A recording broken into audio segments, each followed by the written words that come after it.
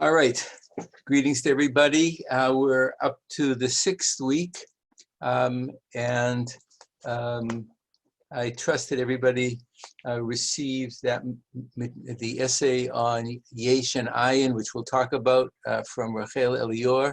It's a little bit dense, but I will try to unpack it. And then there are a number of other passages that I want to come back to. Before we move on, and there's a specific couple of texts that I want to kind of translate with you before we move to new things, I want to come back to the central issue that I raised at the beginning of last class, and that was kind of a focus of the discussion, and that was that the notion of God as one, and we talked about different forms of deism, theism, pantheism, panentheism. The notion of God as one is something that emerges in different stages of a given religion, let's say a monotheistic religion, over periods of time. And in many cases, they either emerge through some kind of cultural struggle, as in the case we'll see with ancient Israel, or through what is described as the revelatory disclosure either of Adam or Enoch or Abraham through to a sage who communicates this to one of the mystical disciples.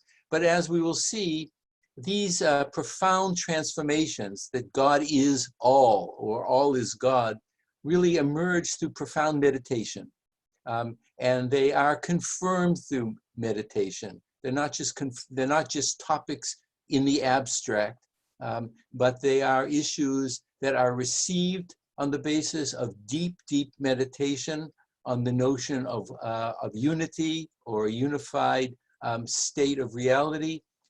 And it is passed along through meditation and meditation confirmation. These are not simply abstract philosophical notions, but they become spiritual realities through mystical experience and the practice of oneness in different ways. So what I mean to say, going back, if it says in the Hebrew Bible, "Hear, O Israel, the Lord our God, the Lord is one," that becomes, from within ancient Israel in the ancient Near East, a polemical statement over against polytheism, right? It's a statement that God is one and there aren't many gods, right? It's a statement of singularity, distinctive singularity, as opposed to the multiplicity of the gods. Now, once that term of God as one, as opposed to the many gods, or as it might say frequently in the Psalms, because the Lord is Gadol, supreme over all the other gods, that doesn't necessarily mean for most of ancient Israel that there was an absolute pure monotheism. The beginning of an absolute pure monotheism begins to appear with 2nd Isaiah after the exile, certainly from the 6th to the 5th century, where you begin to have these qualifications that we saw last time. Ain od, right? There is no other one, right? Or I am the first and I am the last, and besides me there is no other, right?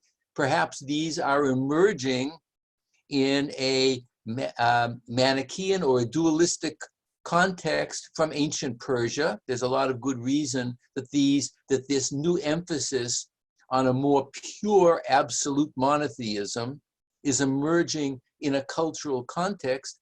But what it's doing is it's re-emphasizing and reinscribing the notion of one as singular and distinct and triumphant, right? As opposed to the many gods or the struggle among many gods, or that God is great among all the other gods, right? Those kind of phrases appear in the Psalms, so they're obviously something that could be recited with good theological warrant. Now, once the term echad, one, enters in, other moments in the interpretive development of, say, Israelite monotheism or Jewish monotheism are attempts to reinterpret that oneness on the basis of scriptural passages, right? In the light, perhaps, of many other issues. Maimonides will deal with a very particular kind of abstract oneness on the basis of material that he receives, of the Greek material that comes to him through Arabic translations. So it's no longer simply the biblical notion of the one, but it's a type of abstract philosophical notion of one, okay? When we begin to have a notion of a one in 13th century Jewish mysticism like the Zohar, you begin to have a one that's a dynamic one. It's a one that includes multiple energies, multiple forms of emanation and actualization. What are the sphirot? What emerges from that one? It's still part of a unity, but the dynamism in the universe is a reflection of God as one, but the dynamism in the universe is a part of the divine totality that is one. And part of the challenge of the mystical adept is to keep that in mind, or to be able to access meditatively any one of these particular stages of the emanation, or to try to bring them together in a certain type of mystical consciousness, right? Where unity now becomes a unification of that multiplicity, or it's locating a moment of that unity and trying to raise it up to a more abstract, unsayable oneness, right? Where one would move up the chain of emanation to the unsayable or the pure unity, which can't even be talked about, the Ein Sof, right? Before the Deus absconditus, the hidden God, reveals God's self and reveals that the totality is a multiplicity of dynamic energies, right? Now, as we move forward, even into Hasidism, obviously, the tradition will present the new disclosure as the revelation from a tzaddik or a person who received a new divine illumination, let us say the Baal Shem Tov. But the Baal Shem Tov is revealing something that he himself has confirmed or experienced in the depths of his consciousness. Namely, there's nothing inherently in the biblical text that says God is the all, that there is nothing outside of God. God is the totality. That insight, that spiritual insight, comes from another place. It comes either from meditation on Genesis, or the way Genesis was reinterpreted by the Zohar, or through pure meditation, or the way Plotinus comes into the Zohar, and you have this notion of a total one. And then that tradition enters into Judaism. So what's important to realize as we come to Hasidism is that this radical notion that God is all, that God is the total unity, that there is nothing other, and that everything is an expression of God's Godding in the world, because it's not an abstract thing, is something that comes to the teachers through a moment of radical illumination, whether you say it's from a teacher or from God or through meditation, but it is then reconfirmed through the traditional sources of scripture. It can't hang out there on its own. A traditional society then has to anchor it in the primary formative and authoritative text, which is scripture. Okay, So the point that I want to stress is the notion of the one changes on the basis of mystical, personal, or spiritual experience, but it's always being correlated in the mind or in meditation or through ritual practice, through the structures of Judaism. Judaism is the Bible or the ritual practices of Judaism itself. I wanted to, so those notions, I wanted to just actually read to you we had looked earlier at a letter of Rabbi Isaac of Hummel, who was in the Chabad tradition, where he said, Alles is God, everything is God. And he claimed that's the new starting point. There's no attempt to prove that, that's re-experience. But I want to just read you a very interesting letter by Yehuda Arya Leib of Gur, the famous Ger Rebbe, the rabbi of Ger, who wrote the book Sfat Emet, the teaching of truth. He was a student of the Kotzker Rebbe, who is very famous for a radical emphasis on authenticity, integrity, and only speaking the truth, right? Emet la'amita, truth into its deepest core. Falsehood or dissembling at any level of spiritual awareness was radically disavowed in the Kotzker, in the tradition of Menachem Mendel of Kotzk, and his disciples. Some are known, particularly the Sfat Emet. And here he's writing a letter that he wrote to his family members right before Passover. And he, it's in the larger context of trying to separate yourself from evil and the evil instinct, which is one of the ways that the leavened bread is described in rabbinic tradition. Now look at how he's going to say this to his family. Since most people do not understand how to leap up and attach themselves to God, I will reveal to you what I know about it in a forthright manner. He's going to say it as a matter of truth, what he knows from personal experience, right? None of this is abstract. Everything has to be done through one's body. That's why the passage in Job, Mi besari echazeh eloka, from my body, I can experience God. There's always a turning inward for that confirmation. The body and experience self is a confirmation of that divine reality. Now, look, hear what he says. The proclamation of oneness, this is related to what I was talking about, the proclamation of oneness that we declare each day saying, Hear, O Israel, and so forth, which we've been talking about, really needs to be understood as it truly is. Remember, he's speaking to his grandchildren who are going to come to the Seder table on Passover.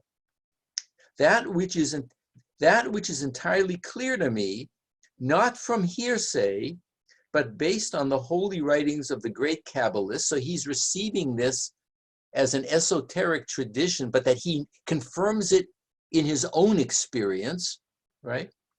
I am obliged to reveal to you in order that these matters be clear.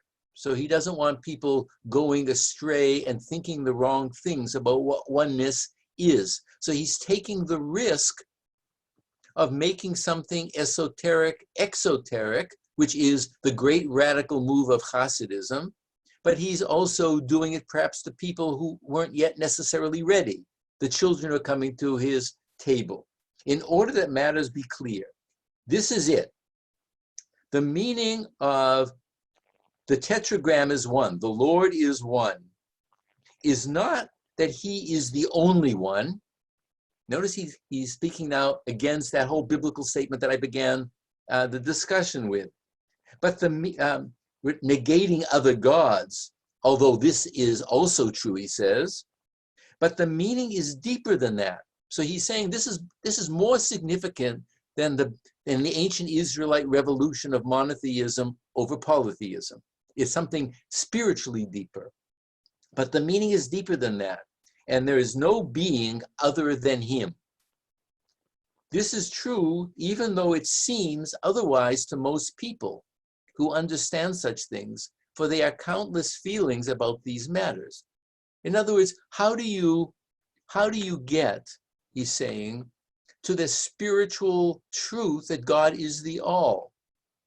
You can't come to that simply on the basis of natural experience. Natural experience is probably polytheistic.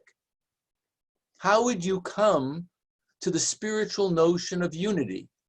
Right? A philosopher may do all the kinds of fancy dances to come to the notion of an ontological unity. And all, let's say this is all before Kant, who destroyed these various proofs of God or God's unity or God's existence and being. But if you were, when we go outside in the world, how would you know that God is one? What would indicate that God is one? Nothing. The only way you would know that God is one on the basis of tradition, on the basis of accepting the truth of tradition that would either be stated through a scriptural text that you accept, or a teacher who's interpreting that in a way that you can live with. And then try to help you understand on the basis of your experience that there is, let us say, an inner unity. But you wouldn't know that there is an inner unity. What is the inner unity? You can't say it's the sap in the tree. You can't say from the basis of natural experience that it is light, right? Which a mystic might say. Where would you then come and move along this? So the issue of tradition and the starting point of accepting some teacher or some statement within the tradition as a radical starting point has to be the beginning. Whether how you come to that trust, let me just, Steve is coming in. How you come to that trust may depend on your own personal nature and your own sensibility. And whether you continue to trust in that will also depend on a whole lot of other factors. But the notion that God is one can only come to you through a revelation, a direct revelation, or through something that's real, revealed and given in scripture, and that you accept the revelation of Moses and all those who continue that, and all those who would confirm that through a chain of tradition. If you don't, then you're simply hanging out there with trust that that's true, but the mystics will say it's not going to be true until you experience it in your own experiential truth. And part of the issue that's so vital for this new move of 18th century, 19th century mysticism is this constant reconfirmation that God is the all on the basis of inner perceptions, meditative perceptions, and the actualization of experience. Only after that commitment could you then begin to say, if I am performing the commandments, which we'll see is one of the gifts of God to help you experience oneness, then I am channeling that oneness into the world through the commandments. But the commandments themselves wouldn't say that I'm channeling the oneness, right? So that's why he is giving testimony. That's why he's giving this personal statement. Let's go on to what he's saying, because this is all, outside of this, you can't fully understand how religious movements, particularly within monotheism, that are interpretive movements, get going or are transformed. Now, you have to be, every time from antiquity on that there is a new transformation, it's an interpretive transformation, and its stability is whether you trust the teacher, right?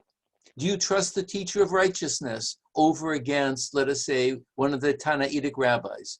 Do you trust people? Why does it present Jesus as saying everybody saw that he preached in the synagogue and were amazed, right? Or the trust in Paul, because the issue is constantly, which teacher are you following who is giving a radical new reading of a text that one believes to be foundational? So you need some foundational document. It could fall apart. It may, at some point, someone say it doesn't make any sense. But if you're in that framework, that has to be the conceptual study. So now here he goes on. So now he's going to say, the content is as follows. Now he's revealing something of his own experience.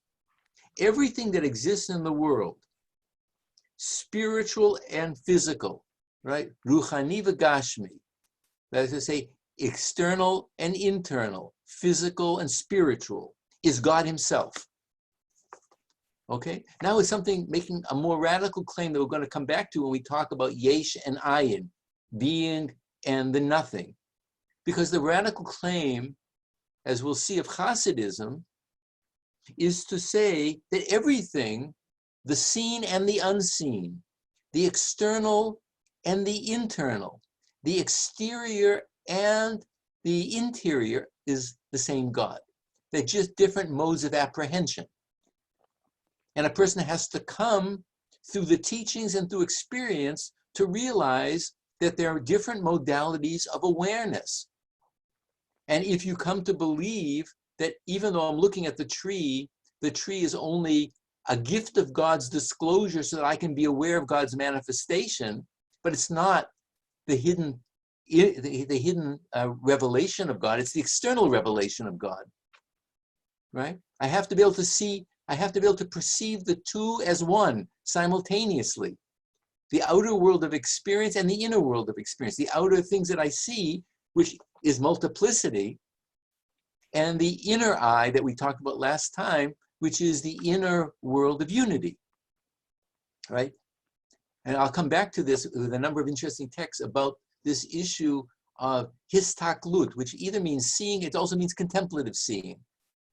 But the student of we'll see a couple of cases where even the direct student of the Magid talks about the spiritual eye as opposed to the physical eye.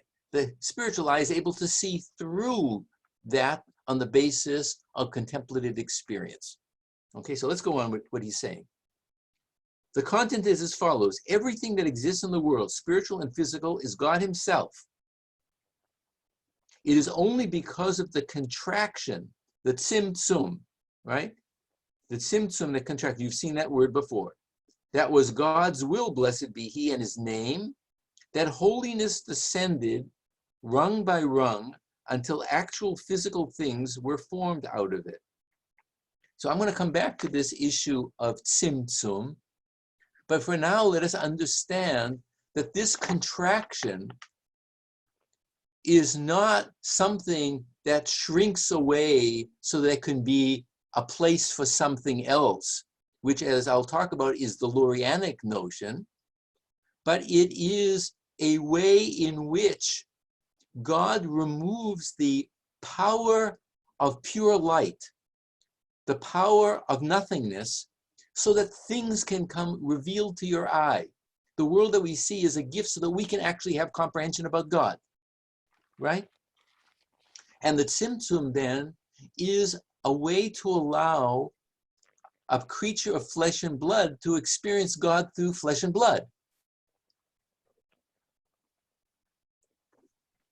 But the teachers are going to say that that comprehension has to be transcended, right? Right? It's only a way of giving our mental and conceptual limitations a way of coming in contact with God. So I'm coming in contact with God's oneness through everything that I see because that's the gift of God's revelation, right? It's the external gift.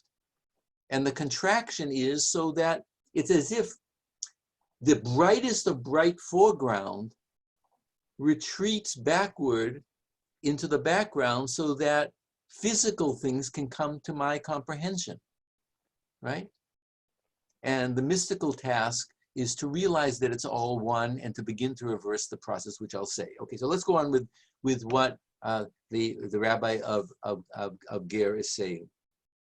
It's only because of the contraction that God's will, his ratzon, that's all we know about God is what God wills to be in the world, and his name, that holiness descended rung after rung until actual physical things were formed out of it. So we're at the lowest level of a chain of being, of the great chain of being, in which, in the old Platinian notion, things as they descend become more and more physical, and they become more capable of being apprehended. Is everybody with me so far? Yeah. Okay, everybody, okay. So these, now he says, these things are true, emet, without doubt. Okay?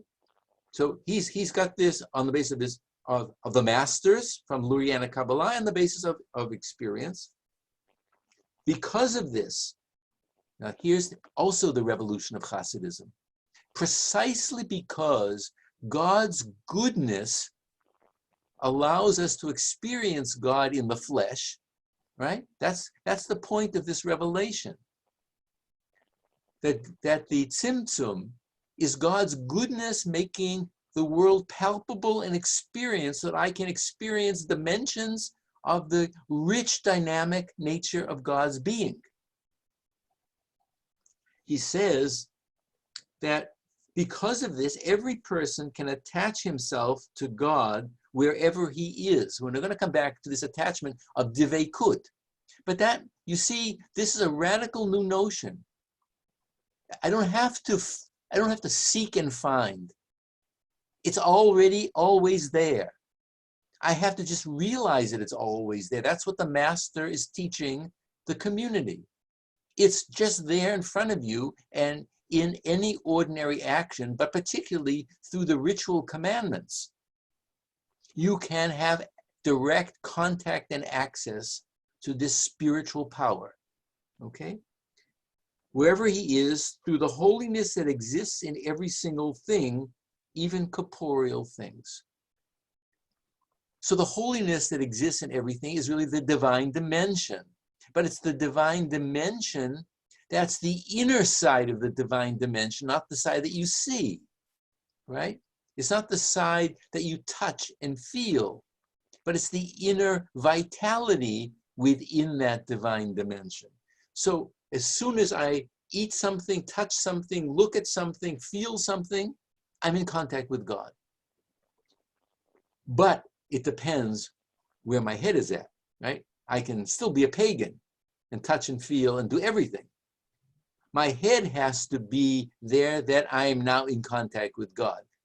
So what he's saying is true, but not true directly, right? You can come immediately in contact with God, but if it's all multiplicity, then you still have a pagan consciousness, that these are all separate energies, right? Or separate divinities or separate powers.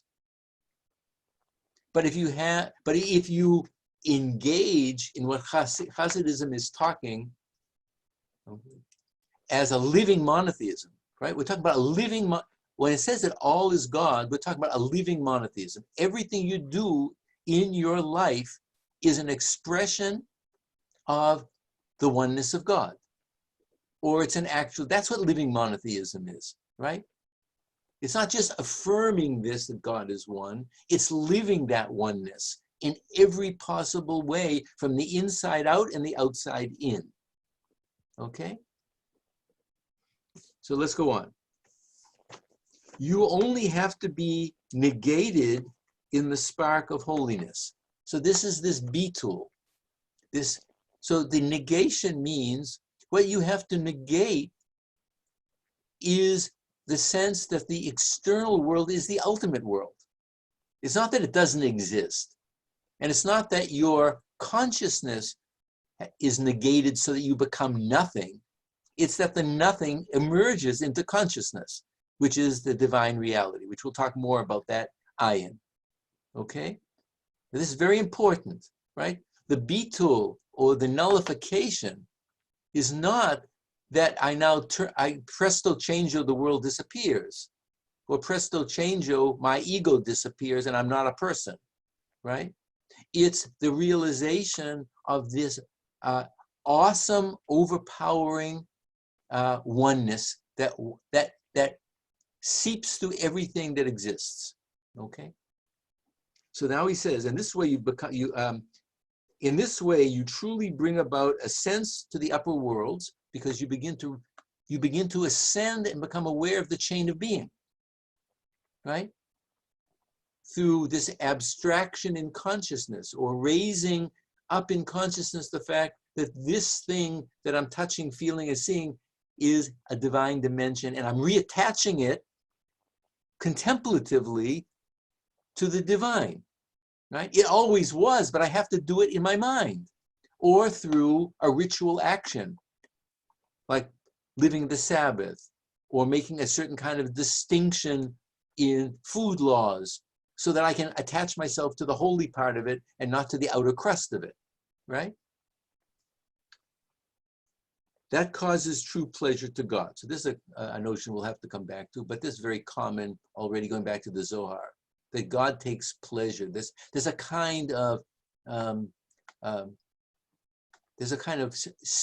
spiritual harmony or joy in the heavens as things become restituted and become one.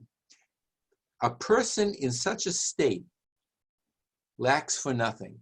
So when you become this nothing, namely that God is your total being, you lack for nothing, right? Right? So here he would be giving a reinterpretation to a famous conundrum that many Jews feel when they're reciting the blessing after meals, which is based on a phrase from the Psalms, and that says that those who seek God lack nothing. They don't lack any good. So any number of people say, they say it quietly because they don't believe it, or they don't want to disclaim it publicly, right? So traditionally it's recited quietly, precisely because it appears on the surface to be a problematic statement, right? That people who believe don't lack for nothing, right? They don't lack the good. And now he's saying that if you're not lacking the good, you're attached to God in such a fundamental way that there is no lack. You're connected to the wholeness of sustenance, right? It's a different type of not lacking, right? So he's flipping that whole tradition inside out, that the spiritual consciousness does not have lack. It has the good because it experiences the good at a different level of sustenance and not at the physical level, okay? So he says he lacks for nothing because he can attach himself to God wherever he is. Remember the phrase, lit atar panoi mine, there's no place lacking in God, or the glory of God fills the universe, right? So this is the radical statement that you live. You live not just in your mind as a philosophical abstraction. It now becomes an experiential reality. And that's what the mind has to be trained to do. This is the foundation of all the mystical formulations in the world. Obviously from his monotheistic world, right? This is the foundation. This is the yesod. This is the foundation point, that the all flows into everything. And so it looks like we're seeing variations, but we're not at the deepest level. Even though it can be treated at great length, as it is in thousands of pages of explanation written in various books, he's saying to his grandchildren, we need not go about it now. In my opinion, a few brief words suffice. If you study the matter, you will see it as I say, and this is the essence of human worship. This is the essence of avoda. The essence of worship is the increased and constant living out of the realization of the one. Not as an abstract statement, the Lord is one, but it's living the one. So that's why anything like eating, or I think that we said we have serving God through the common thing, that we'll see again, we come back to the Me'orei Nayim, is because there is nothing in which anything, there's no thing where God is not the essence, the mahut, the reality of its being. And so everything is an act of avoda, an act of spiritual worship, right? In particular, through the good gifts of God, namely the commandments, right? But study of the Torah would be another way in which one could come to that realization. So he says, let us return to the subject. Each person can attach himself to the holiness within his own limbs, with your own body. From your body, you experience God, physical and spiritual, going very, very high, truly to God. Okay? So this is a letter, an enormously powerful statement in which he's speaking to his grandchildren, probably your age, right? He's trying to bring you into the inside. But this statement means nothing unless you live it. Then it's simply the external formulation, Hear, O Israel, the Lord our God is the Lord is one. Check. Then you say it a second time, check two. So you now checking it off for the morning and checking it off for the evening, right? But living monotheism is not checking it off, right?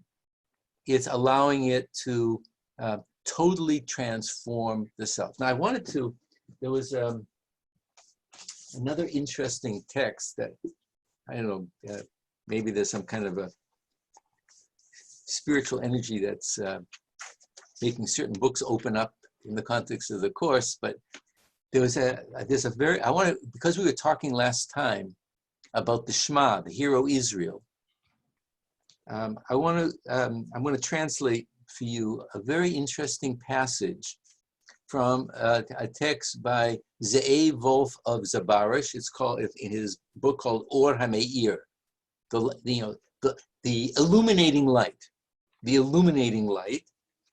in his comments on the various teachings. And he's going to say two things because I want to bring it to your attention.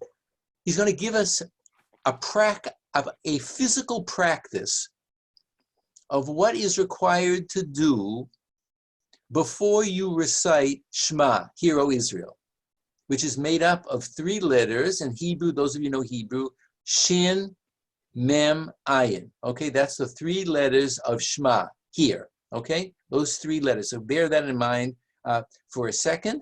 And he's going to give us a practice which he's then going to convert into a way of monotheistic unification in your mind, because that's where it's taking place, that you have to make God one by you becoming part of that oneness, which means you have to get your ego out of the way. You have to step out of the way, right? That's the beetle, right? Right? Whenever you're saying I, you're putting you're disrupting that. We'll come back to this issue. That's what it means, this negation of the I, the ego. It's not, it has to step out of the way so something shines through it, that something can be realized through it. And then he's going to cite the Maggid, his teacher, which will kind of bring things a little bit full circle. So I'm going to just read, I'm going to translate in a spotty way because it's a long teaching, but I think it's extremely important. So he's now going to say, I want to come back to helping you get on the path of religious worship and actualizing the notion of one, right? Actualizing the notion of echad that we've been talking about this whole time, right? So he says to you,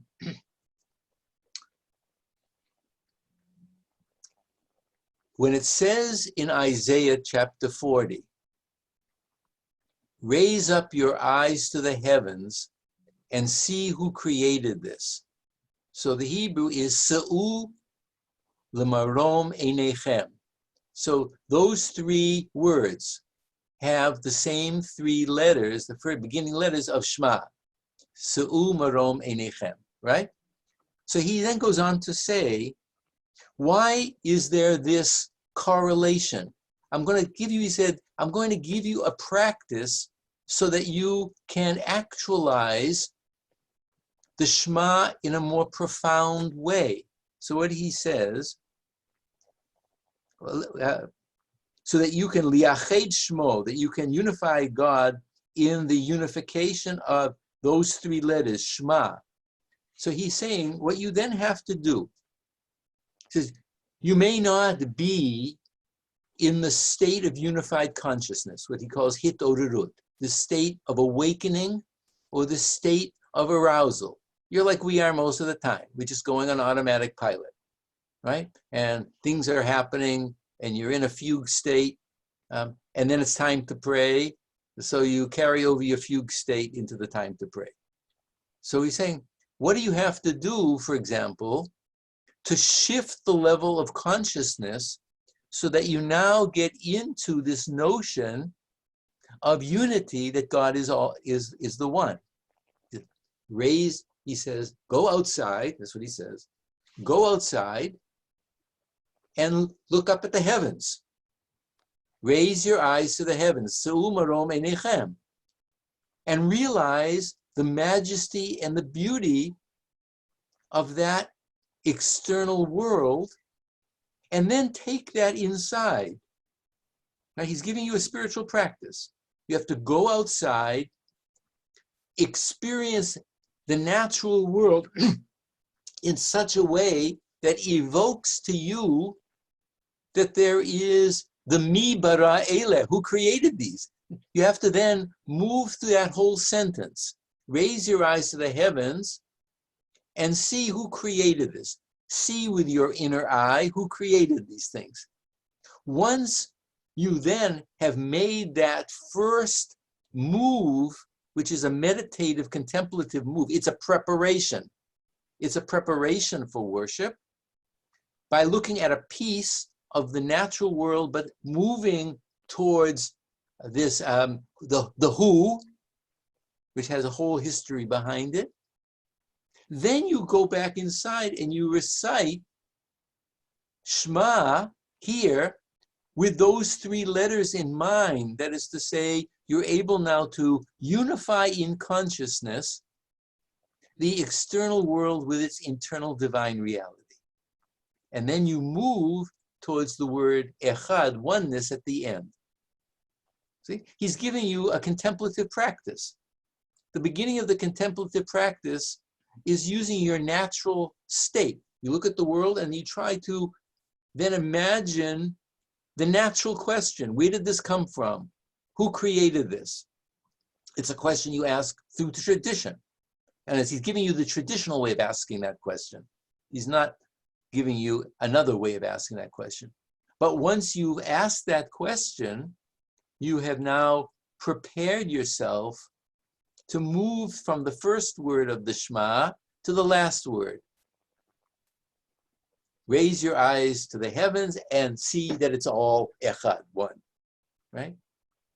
So he's giving you this practical way of this practice of echad, right? Right? The bonding of consciousness and then the recitation, right?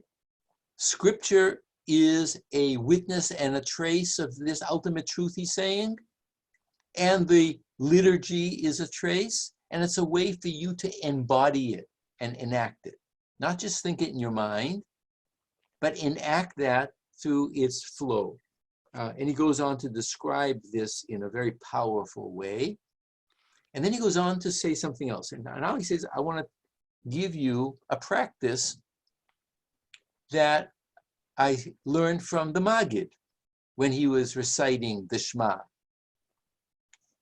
Now, he says, so what does the Maggid do? There's an old Talmudic tradition that one has to unify God above and below and to the sides of the dimensionality of God. And now he introduces, he says, since there are 6 letters, that proclamation, Hear, O Israel, the Lord our God, the Lord is one, Shema to Echad are 6 words. There's also 6 dimensions of the world of spiritual, of awareness, right? Above, below, back, forward, east, west, and to the sides, right? And he says you have to bow your head ritually as you're going through each word, acknowledging that each one of these dimensions are part of the Echad, right? It's a kind of ritualization of that consciousness. And then he says, very interesting, he says, because what do you have to do that for? I mean, if you do 6, can you do 10 million to the 10 millionth squared? I mean, God is everywhere. But he says, nevertheless, that is the way the embodied person has to go about it, right? Obviously, you can't nod your head to every conceivable fourth dimension, right? That's ridiculous. But in the dimensional world that we live in, spiritual action have to take place within that framework of consciousness, okay? So part of the point that I'm making and trying to stress here is, however, they say the Sfat Emet comes to this awareness. So he's saying, I got it from the teachers, but I confirm it in my life. The attempt of the teachers is to try to transmit this living, active monotheism. Not to transmit a theological assertion or a theological proclamation, but a religious reality. And that the language of Scripture is a zone in which the recitation of these letters, because don't forget, these letters are part of the Torah, which is part of God. They're only a human readable configuration of a divine dimension for Hasidism and for mysticism, that you are now enunciating part of this the infinite possibility as a ritual action. So there is a dimension of truth. So this leads us back to the important issue, right, for this kind of a world, right? And it's occasionally recited. It's certainly recited very frequently in rabbinic Jewish texts. But it's a major thing in Catholic mysticism, for example, in Thomism. The phrase from the Psalms, it says, "Ta'amu ura'u ki tov Hashem." Taste and see that the Lord is good. Taste and see that the Lord is good is an experiential experience of God, right? It's not cognitive. The cognitive issues may emerge through the teacher's explanation of how to read Scripture, how to allow Scripture to teach you the truth behind Scripture, or the truth within Scripture, or the truth behind or within the natural world, etc., etc. So that you begin to make this homology, this correlation between my inner world, the external world, Torah, natural world, God, and they are a series of homologies that are correlated one with the other. So before I move on, I wonder if anybody, is anything that wasn't clear, or you want me to go? These are kind of deep issues in what it means to understand this kind of religion, this traditional religion. One can take it in other kinds of ways, but I want to make sure that everything I'm saying at least makes some sense. Okay, so I saw Marsha and then Robert. Let's begin with Marsha. So when you talk about people like the Yesh using meditation to reach their sort of revelation, usually, I'm using the word usually loosely, in a spiritual tradition that requires meditation, there is some instruction on how to perform meditation provided by said religion. Right.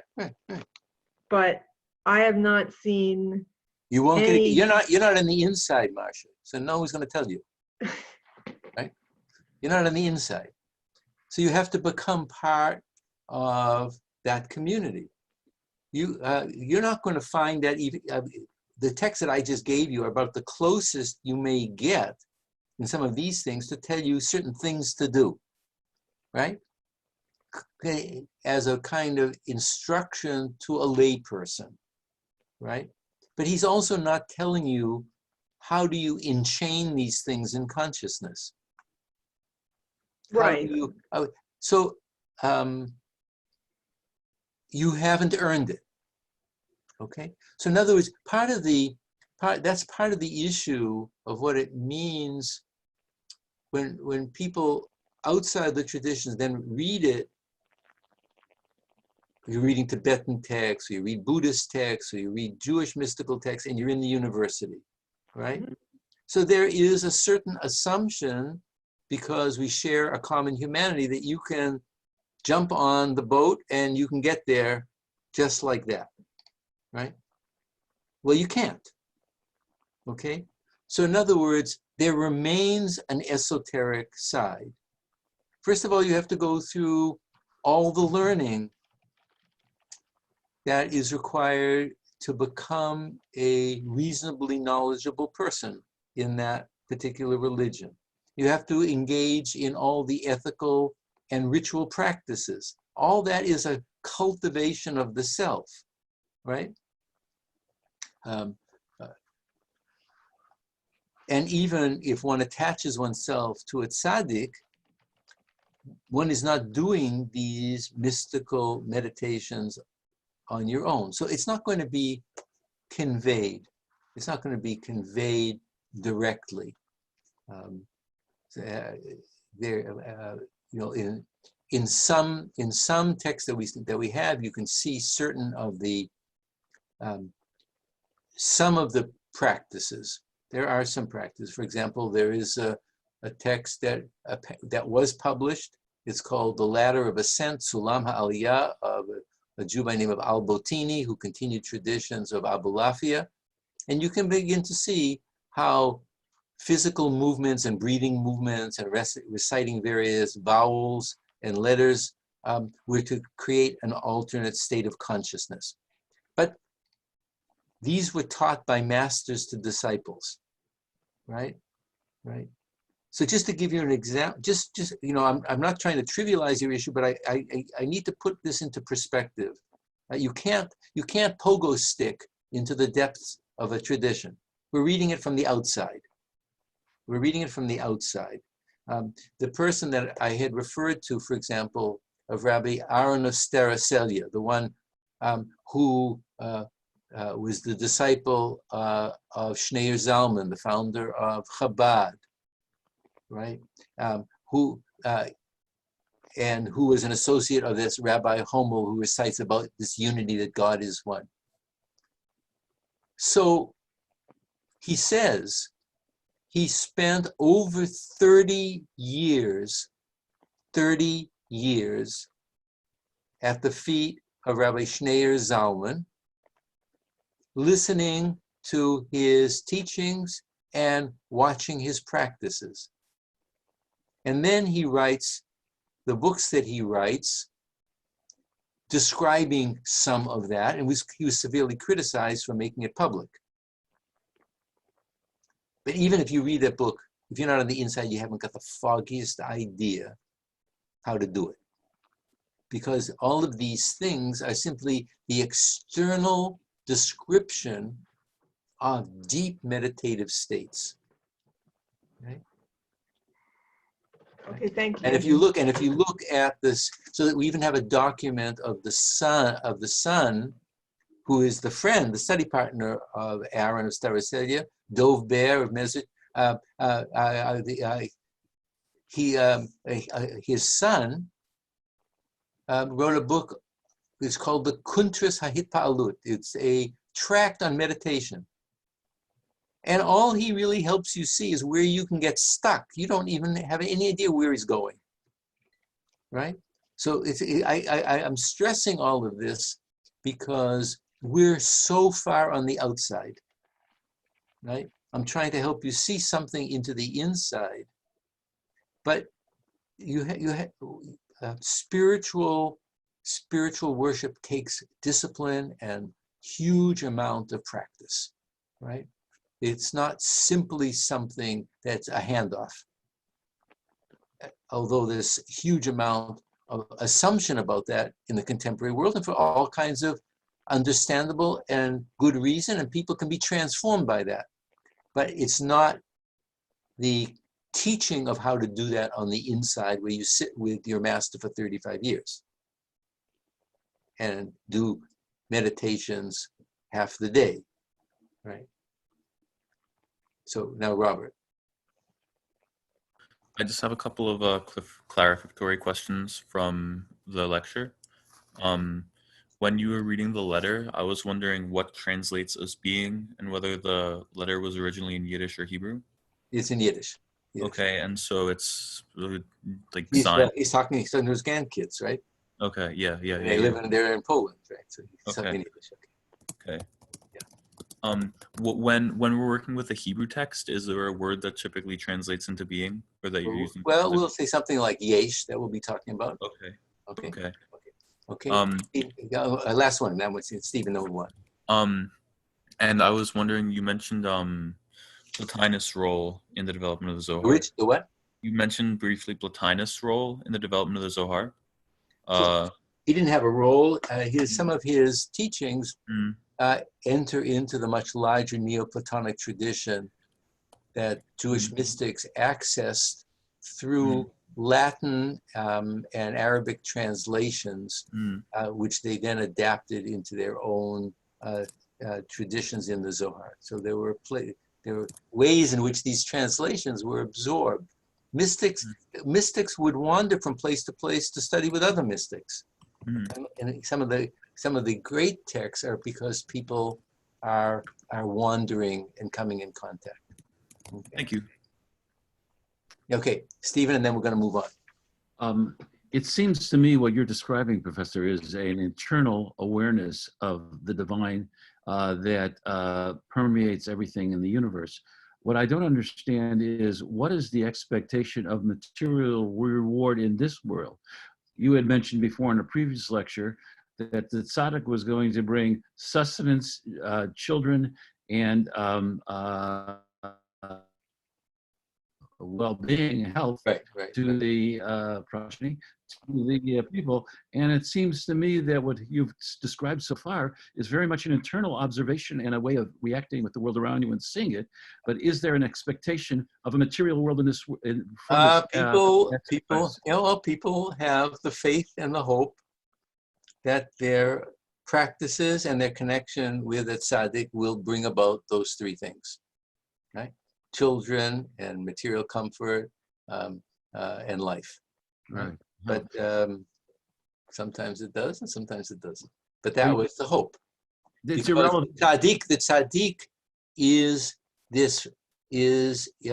the channel in which blessing and fertility and life and sustenance comes, right? And within that framework, there could be other explanations of why there's a blockage and it doesn't happen, okay? But particularly because we are just normal people and we have any number of blocks and confusions and frustrations, attaching oneself to a person who more perfectly radiates and channels these matters is something important. So now what I want to do is I want to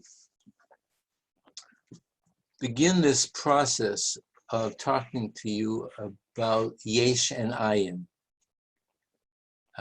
isness and notness, or the thingness and the isness, or the world that we experience, which is Yesh, and Ayin. Ayin being the nothing, that is to say, the non-differentiated. So we can't say it's no thing. Right?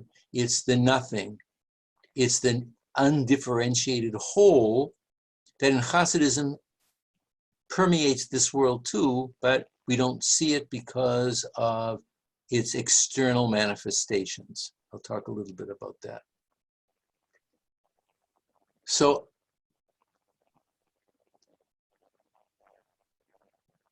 in Hasidism, broadly speaking, the Ayin, the not being, the nothing, they're very rarely talking about the Ein Sof, which is a term, the unending or the illimitable, that's described in the Zohar.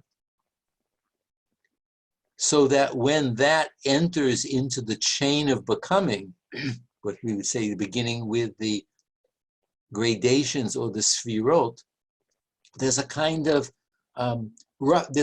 crisis. So that's part of the tzimtzum. The crisis is that the unified one becomes multiplicity, even in the divine world. Hasidism, as part of its radical revolution, does not focus on a moment of rupture in which the one becomes multiple, right? The Lurianic world is focused on that. At various stages, there's a crisis as the perfect unity and harmony comes into the spheres that we can imagine or know, right? And that it can't fully contain the divine reality, so it breaks or it ruptures.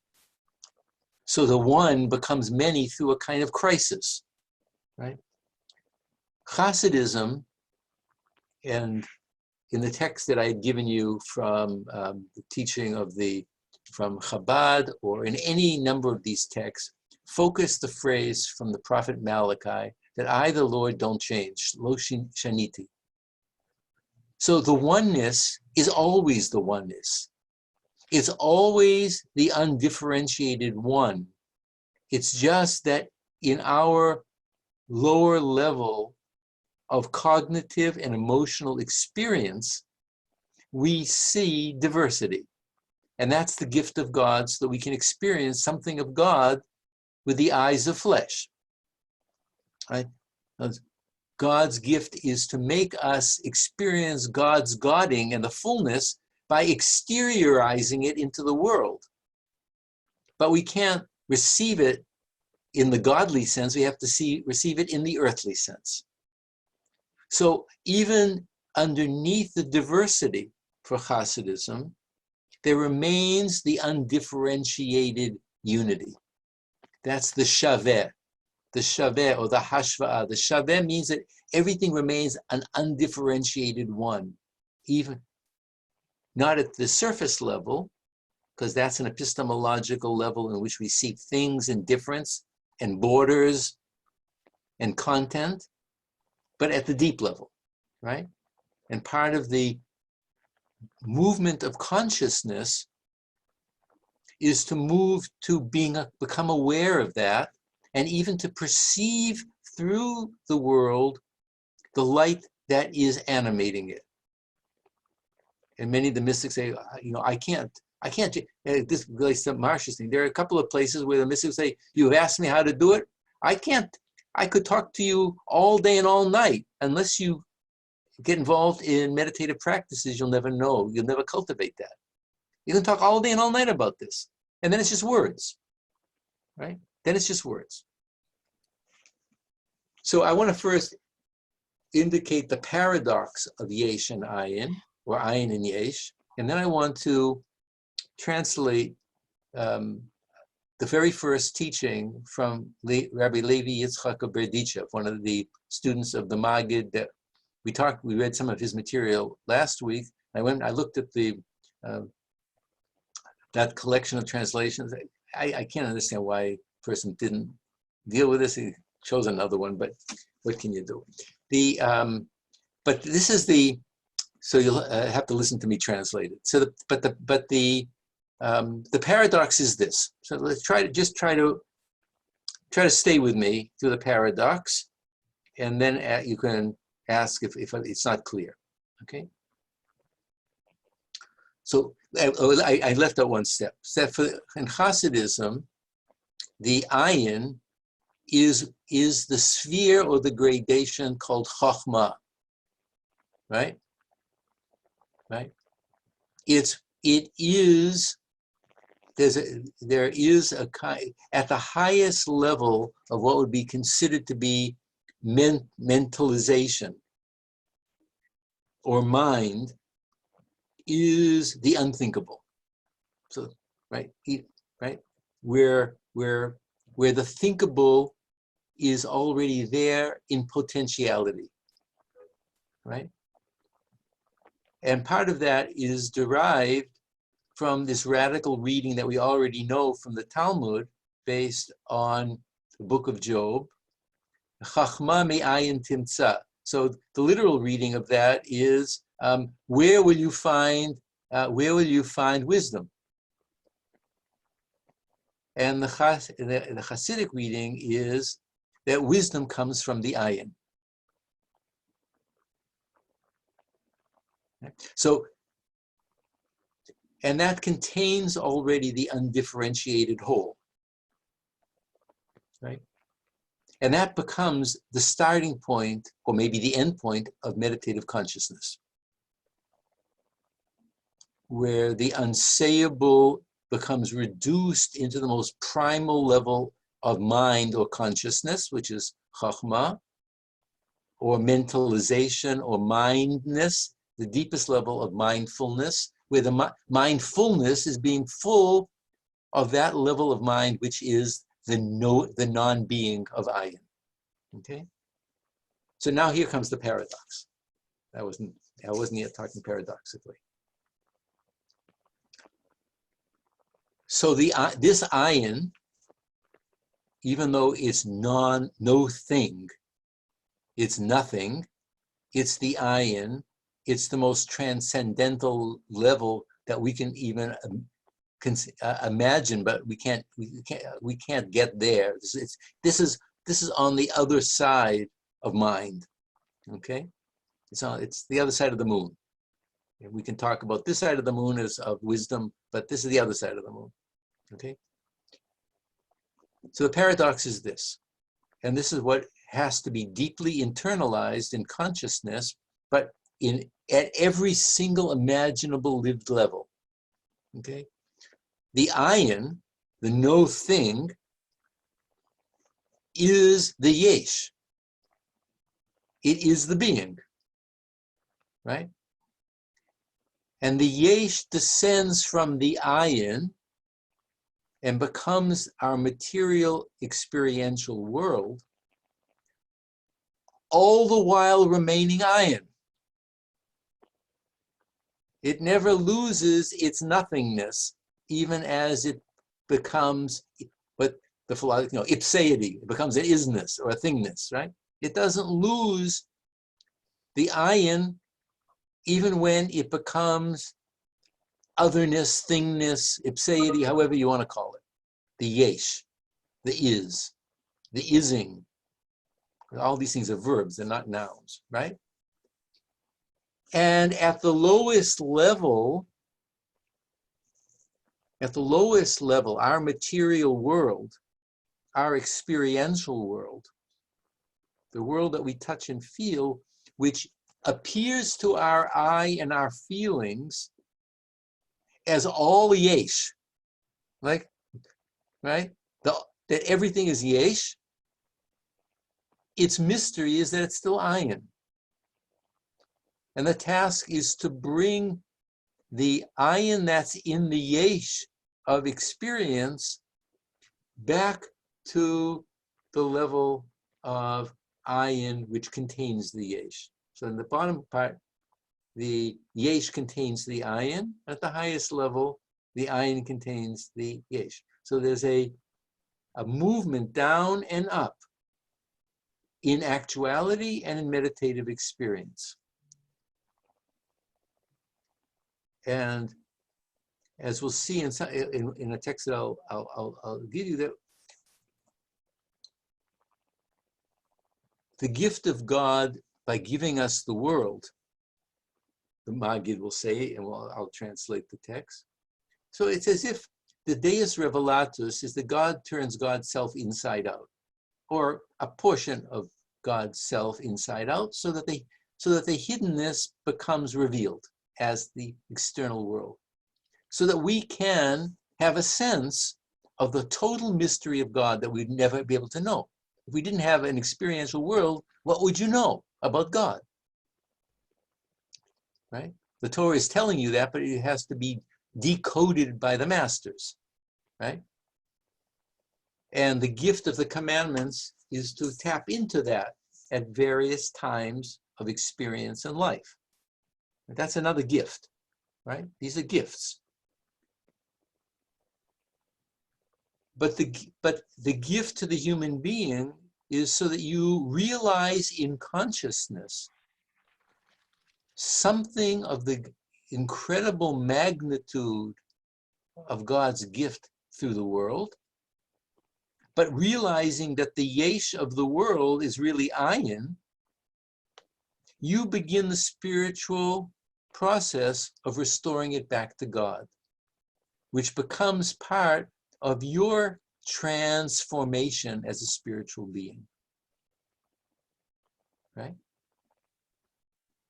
Through ritual and meditation, or the combination of the two, okay? Is that sort of clear, that dynamic so far? Are we good? Are we good? Yeah. A little bit, everybody? I just want to see your faces. Okay, so Joel, and then I want to do this test from Lady Yitzchak. Okay. I'm just curious, obviously the realization that the Yesh of the world is really Ayin, and that every Yesh is underlying, that there is always an Ayin underlying every Yesh, is at a fundamental level not presumably an intellectual realization. It's a realization that goes beyond sort of intellectual knowledge. None of this is intellectual knowledge. But is there an extent to which intellectual study of Torah can help get you closer there, or is there a role of intellectual knowledge in this realization about the dialectical relationship of Yesh and Ayin? All of these teachings, like the one I'll be teaching from Lady Yitzchak, are attempts by the masters to communicate the infinite, so that you can help get there, right? It's not the truth, but it's a teaching of the truth for those who want to hear that teaching. So the role of communication is a pedagogical role of guidance, right? Right. Adrian has emerged, I think. There you go. So it's part of the guidance. That it's not the truth, but it's an expression of this, described dynamically through meditation on scriptural phrases, because the scriptural phrases take you through that process of the Ayin into the Yesh, so you begin to see it. You have to begin to feel the nothing within the is, and that the is has to be restored back to the no thing, the nothing, right? So that's the role of that communication. But so that's the razor's edge that an esoteric tradition is walking when it wants to communicate the esoteric to people who aren't necessarily there yet, right? So in part, it's helping people go on the path. In part, it's to kind of provoke the sense that scripture has a deeper spiritual content, and to get you to another place than simply the surface reading of scripture, and that it has a mystery to it, right? That's the paradox that a master in this tradition walks, because Hasidism is daring to say to the common person what the esoteric truth is, but it's still veiled. It's still veiled, right? He's not getting you on the inside. He's not telling you how to do it, right? Like we were saying, he's not revealing the whole thing. You have to live it and practice it, right? In all the ways that teaching I just described, Ze'ev Wolf was talking about looking to the heavens and then looking into the text and then following that meditative process that has to be lived, so that you become aware of this twofoldness, the opposites, that it's two sides of the moon, right? The dark side and the light side, and how they are one, right? And you can begin to experience that on the inside. So let me just do this Levi Yitzchak thing so we can begin to see that. But So I want to, so let me read this is the opening paragraph that I want to translate. Then I can see that wait a minute, Timna has disappeared, she's back. All right. So let's do this and then we'll see whether we want to take a little bit of a break. So in the beginning, God, Elohim, created the heavens and the earth. So he says, but the overarching truth, he says, the klal, is that the Creator, may he be blessed, created the all, and he is the all. So what does it mean that he created the all? Right? He created the all, and he is the all. And his influence is never ceasing, ever. For at every moment, he is emitting or emanating or producing effluxes, mashpia. He's producing these to his creations and to all the worlds and to all the palaces and to all the angels and to all the holy beings around in the heavenly throne. So therefore it says, therefore, because this is an unending gift of the streaming of being, of creativity, that God creates out of God's self. The Zohar often describes this as the way a silkworm creates out of its own being. Right? It emanates something and it creates something out of its own being. So already in the 13th century, there was a way of understanding this creation out of the nothing, which is God, totality, as on the analogy of a silkworm. But now he's saying that's because of this unceasing flow, because of this unceasing creativity, right? God is not God, it's God that's God is the creator. God is creating at all moments. It's an unceasing act. Therefore, it says in the opening prayer of the morning service that God is Yotzer or Uvorei Choshech. He creates in the active participial sense light and darkness. And it doesn't say Yatzar or that God created the light and created the darkness. But in the present active participial sense, he is Yotzer. So when you say God is the Yotzer, the creator, that is an abstract English noun. God is the creating, right? The creating. Because at every moment he is creating. And at every moment he is influencing vitality to every living thing. And everything comes from Ito, from within him. Right? If he's the all, it's all coming out of God in this silkworm sense, right?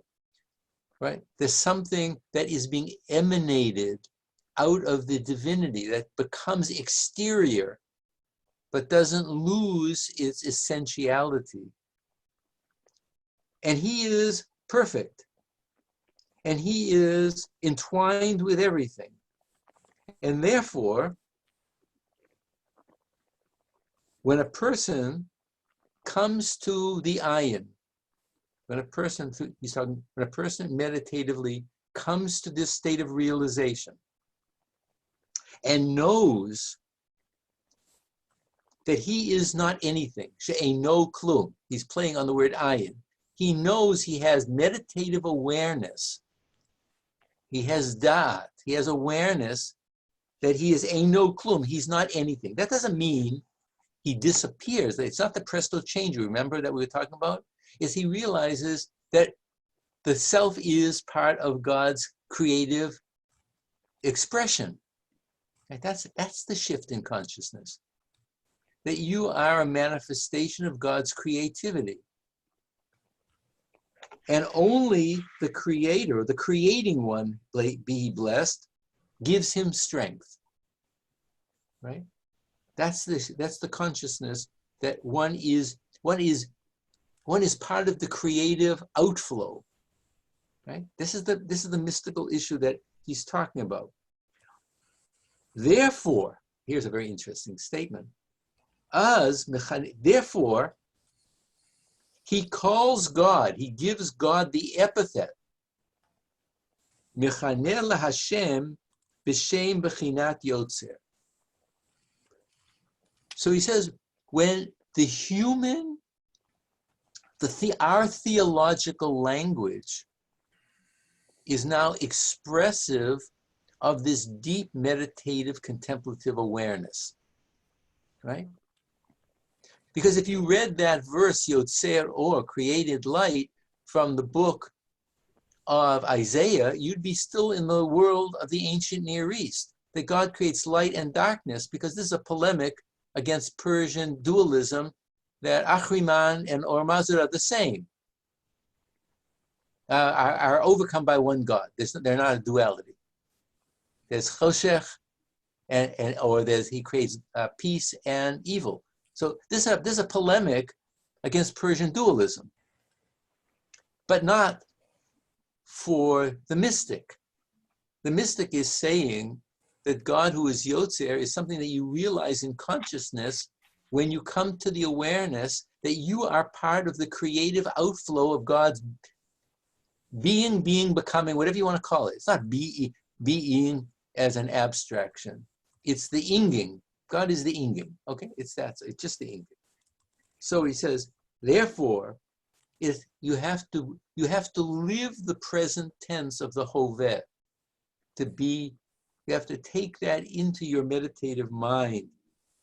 Because even now, he says, he is Yotzer, he is creating. It's not like it's over, right? Therefore, when a person mistakel ba'atzmo, when a person meditates, has an inward vision of themselves, right? When a person is now having an inner perception, he is mistakel ba'ayin. He's meditating on the ayin. Because you've come to that level that you are a no klum. You are not a thingness. You are simply a realization of God's creativity, ongoing creativity, right? So he's giving you a hint of his deepest level of meditative apperception, that you become aware of your non-being, which doesn't mean you disappear, but you are only an expression of God's creativity, right? Therefore, he comes because he is still at the level of Yesh. When he's thinking that he is Ayin, the nothing, it's his Yesh quality, his isnness, which is meditating on that, right? He has to bring the two things into meditative consciousness.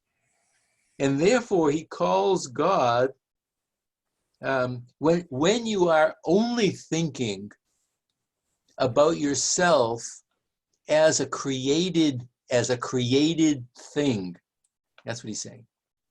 When you only think about yourself as a created thing, you think about God as the one who created the universe, Yatzar. But when you realize that you are not Yesh and created, but you are in the depth, Ayin, that you're part of God's flow of no thing, right? Then you have come that you realize that you are not Yesh, and you call God Yotzer. So to call God the creating one is a higher level of mystical awareness. To say that not just as an abstract statement at the beginning of the prayer service, but as a deep statement that when we're talking about creation, we're talking about that creation flowing through oneself. So you're not thinking about yourself of having been created. Because he says, wisdom is at the level of Yesh, and therefore you have to also go in and through that quality to say that God is Melech, and that, so here, let me just say one more thing and then connect it up with the teaching I was going to give you about the Magid, but I'll just describe it. So at this level of consciousness, you're able to say, blessed are you, King of the universe, Melech, King of the Olam, of the world. To say that God is the Melech of the world is to say that God is that nothingness of the Olam, which is the Alam, the invisible, the unseeable. He plays on the word Olam, that it really means the invisible, the unseeable. And then I'll stop at this point with, so this is what it means for the world to be Satum Vigalia. It's hidden and revealed simultaneously, right? It's revealed and hidden simultaneously. And the adept has to experience both in terms of its simultaneity and reality as a creature of God. Now, I just want to, I want to close this part, we'll take a break, by the corollary of this, of the Magid. So Levi Yitzchak is telling us that to fully understand Ayin and Yesh, you have to understand this dialectic that flows down and be aware of it as a constant present reality. And part of that is also using the epithet that God is king, which means that God is the transcendent source of this unflowing. Now, then the Magid adds one really quite remarkable twist to all of this, playing on a passage from the book of Judges. So he says that when God gives vitalization to the universe, so things become yesh, like you and I, or trees or plants, their manifestation is an expression of their I-ness, which says, I rule, ani emloch. In other words, God gives this gift of everything having its own self-substantiality of being. The tree, the flower, the other person.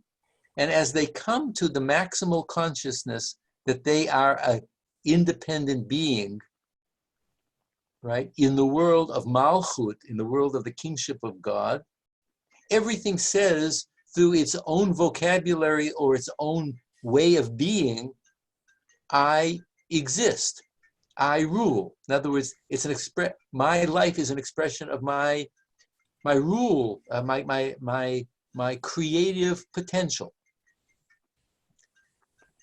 The task then is to reverse that process, to realize that that statement is taking place within God's kingdom, in which only God is the king. And realizing that only God is the king is the beginning of that reversal of the meditative process, in which you take the yesh, in which I realize my substantive nature. I have to begin there. I have to really come to a sense of realization of this individuation of my consciousness, but then realize that it is really nothing. It is an expression of God's omnipresent creativity. And then I'm on that upward path to where God's kingship is beyond the yesh. It's in that realm of the ayin. Right? It's the higher kingship, not the lower kingship of our material world. Right? So let's take maybe a minute or so. If people want to ask me a couple of questions, then we'll take a little break. We've covered a lot of tough stuff here. Robert. I was just wondering how we could think about differentiating the Ein Sof and the Ayin, because Hasidism is not going to take you there right now. He just wants you to. It is the fullest dimension of this undifferentiated unity that that is the source of the flow of the Yesh in our world. Okay, so it's not. They want to start with the undifferentiated totality that underlies our world, and not to take you back into this ontological other state, right? So that you begin to wonder, how does the one become many? You don't go there. You start with the totality of oneness. That was that birth of consciousness that I was saying that the Baal Shem Tov or the Maggid had, or that the Rabbi of Gur had. It's all one, right? They're starting with this notion of Ayin is really a reflection of a certain level of consciousness that they either came to through one illuminative moment. It's not simply something that a teacher told, right? It's that womb of all births, and that it comes through an illuminating moment. And now all these teachings are really trying to connect you back to that in a whole series of other stages, okay? So they're coming close to the danger of telling people who don't have the right to know what the truth is, the esoteric truth. But take the risk as a therapeutic. Okay? That's the risk. It's not just that it's a therapy as a practice of the soul. The therapeutic is to heal what they believe to be an illness of mind, right? The illness of mind may be that you're far away from God, or that God is vertically in the heavens and you're down below, or all the kind of traps that may have been, that they believe to be the traps of a certain type of theism, right? Or the feeling that God is removed from the world and that there is no contact, that in the exile, God has retreated into a silent place. Whatever, or because of the exile, there's suffering, there's hunger, there's persecution, right? Whatever re-energized this mystical notion, the teachers are giving this to the people because it's a therapeutic, it's a healing teaching to be told what you didn't at first earn through meditation. Okay? That's the risk. You're being told in words what you didn't earn through spiritual experience. So then the issue is, one has to then turn this into a living religious action, not just in the abstraction, right? So every one of these teachings then, and with this we'll stop for now, they're given in a community, right? They're given by a master in the community because they live that together. Now you live the oneness together in a spiritual fellowship, right? So this is not mystical experience so that you can now ride off into the sunset by yourself, right? It becomes part of a healing community. It has to be done with others who will then energize and give support, et cetera, et cetera. There's a whole theology behind the community. But it's not simply private illumination for the sake of private illumination. It's for the sake of this deep therapeutic to heal the brokenness of the world by allowing people to re-experience the godness that's omnipresent, but that's hidden, but is always there. Okay, so we're beginning to get ourselves into this realm of the paradox, present and absence, which is the mystery that is being revealed. Okay, so I have 10 after 6 your time. Let's like about 10-12 minutes so that everybody can have a little time to relax or eat something or do what you need to do, and we'll come back in about 10-12 minutes. Okay, see you soon.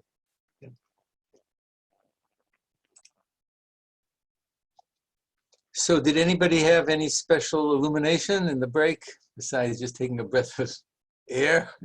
Nope. Okay, Sam. I just had a one hangover question about Yesh A and Ayin. hangover question. All right. Okay. Yes. So at least I don't. Maybe we'll get to this later. But in Elior's discussion of it, she takes this sort of radically acosmic interpretation where the goal for the tzaddik or whoever is to sort of almost decreate the world or bring the sort of formed material matter of the world back into the state of nothingness. So, and I guess it's a little different than what you've been saying, but I just wondered what the sort of Hasidic justification of that is, because to me it seems sort of almost as if you're taking a creation that's supposed to be good and decreating it, almost sort of disrespecting what God has done by creating the world in the first place. So I don't, she prefers that language of acosmism. It's not altogether that different from radical panentheism. She's also very much hooked on Aaron of Staracelia, who's very much of a radical acosmist. It's a little bit atypical even within Chabad. I would only say, and we'll maybe look at the passage we're going to look at from the Mori Naim, help answer the question. It's not negating the creation. It's restoring it back to its divine source in consciousness. Okay, the world is still there. Well, I mean, what are you going to do? I mean, it's not as if we're talking about each person or the tzaddik as some kind of a shaman, or that he's reciting magical formulas and then the world disappears. It's to say that the notion of acosmism is that there's nothing but God. It's only words until you live them in a contemplative way, and you restore the world back to God in consciousness, so that it becomes God's world in truth, not my world in consciousness. Right? So that's part of that. So I think that I wouldn't overemphasize some of her excessive language. I'm not happy with it either, but she gets off on that stuff and so I would keep it a little softer. The world, and we'll see when we look at the Me'or Einayim, the world is good because God has given this to us for our consciousness, so we can experience something of God. In other words, if part of the revelation is not just the revelation,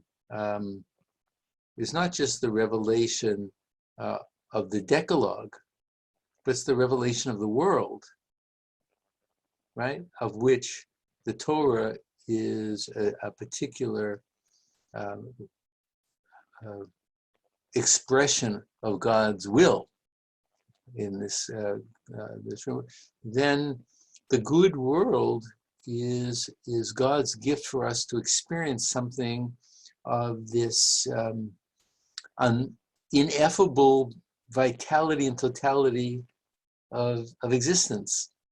that God has revealed out of God's self, right? That's the goodness when it says that it's good, right?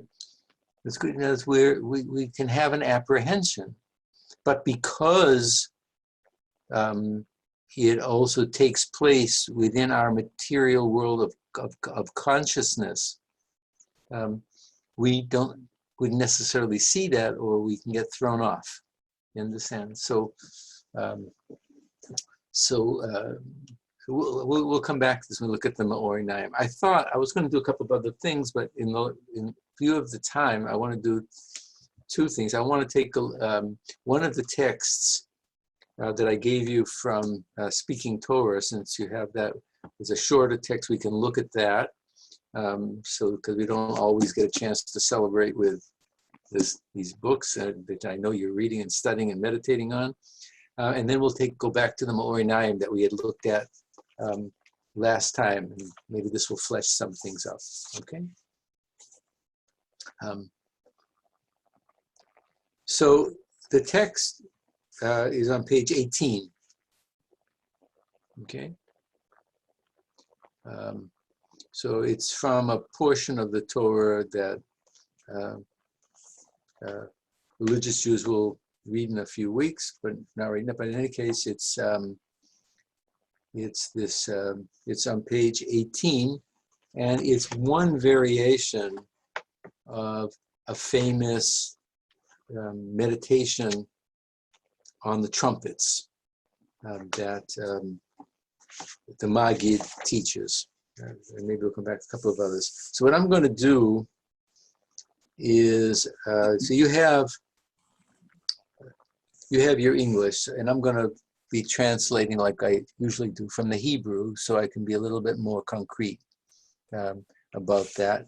And I think it'll help us see a little bit of something of the aspect of tzimtzum and unity and things like that.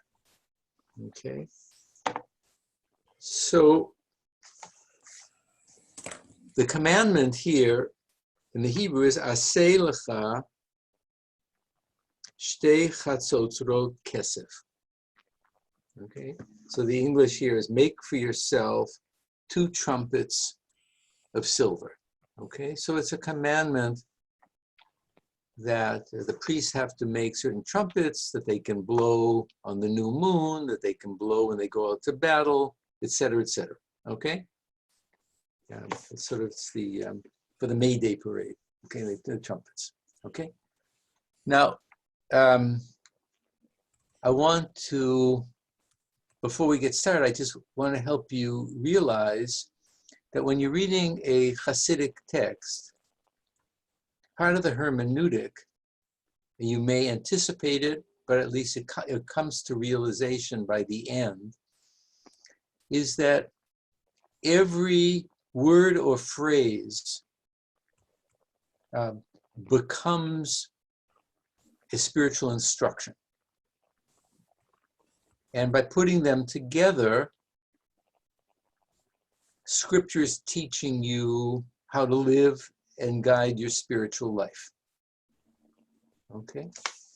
So for example, just to give you the 3 and to slightly anticipate where we're going to go.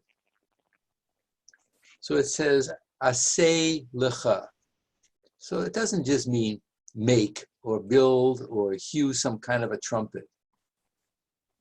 You have to, the first task is that you have to transform yourself, make yourself. You have to do something to yourself, right? You have to do some kind of a spiritual action on yourself. It's directed to you to do something with respect to your spiritual life, okay?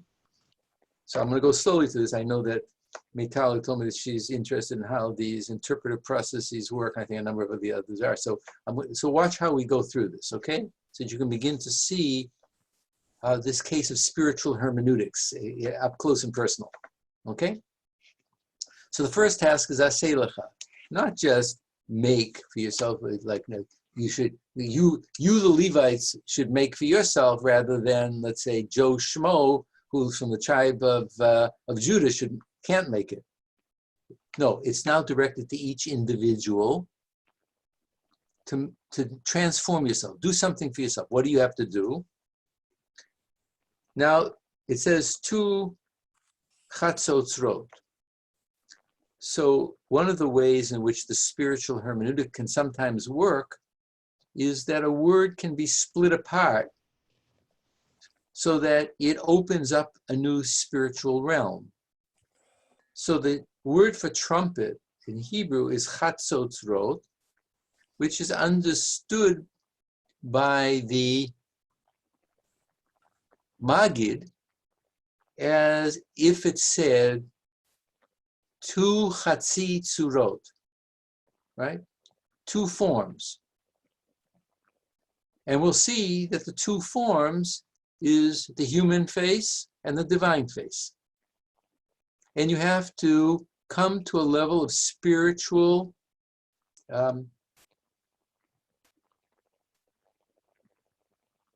meditation on the divine face, right? In other words, you have to come to a certain level of spiritual consciousness, that you are only a half of a being that needs the other part to complement yourself as a true spiritual self, okay?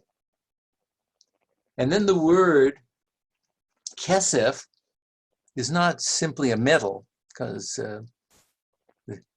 we're not dealing with alchemy here. We're not dealing with some kind of a metallurgical transformation. Maybe that goes on sometimes in the Zohar. But we're not dealing with this alchemic issue, which was an issue for Jewish mysticism.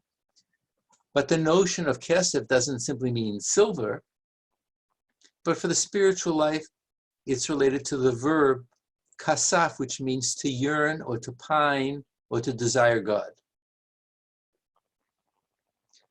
So part of the hidden truth of this passage is not to become an artisan in the physical sense, but to become a spiritual artisan by remaking your spiritual self in the likeness of God. Okay? That should be your ultimate desire, your ultimate yearning. All right, so now let's see how he does it, okay? There, can you see now how he's concretized these things? Now we're going to see, now obviously, you can't see that in the verse unless you're already there in consciousness, right? There's nothing intuitive about this reading. It's counterintuitive. It's going against the literal grain because the spiritual life is stripping away the external grain of experience, right? Everybody with me? Okay. So now let's see what he says. The interpretation of Chatzotzrot is two halves of tzurot, of forms. Two forms, two halves. And we should understand this on the analogy. Now, see, look where he's immediately going to go. You should understand this on the analogy of the divine that's sitting on the throne in heaven in Ezekiel's vision. So in Ezekiel's vision, on the throne is Kidmut, is an image of God in, as it were, the likeness of a human being, right? So he's saying, one of what we have to begin to first take into consciousness is by this parallel text, is you have to think about the demut, the image on the throne, which is a demut kimar'e adam, in the likeness or the seemingness of a human. Obviously, it's not a human, but it's in, from the human point of view, we project upward an anthropomorphic figure that's being described. So he says it's in the likeness of it in the supernal realm, right? There's already a hidden pun here that the likeness plays on the word mirror. A mar'eh is a mirror. That means there is a kind, in the meditative process, there's a deep spiritual mirroring between the soul and God.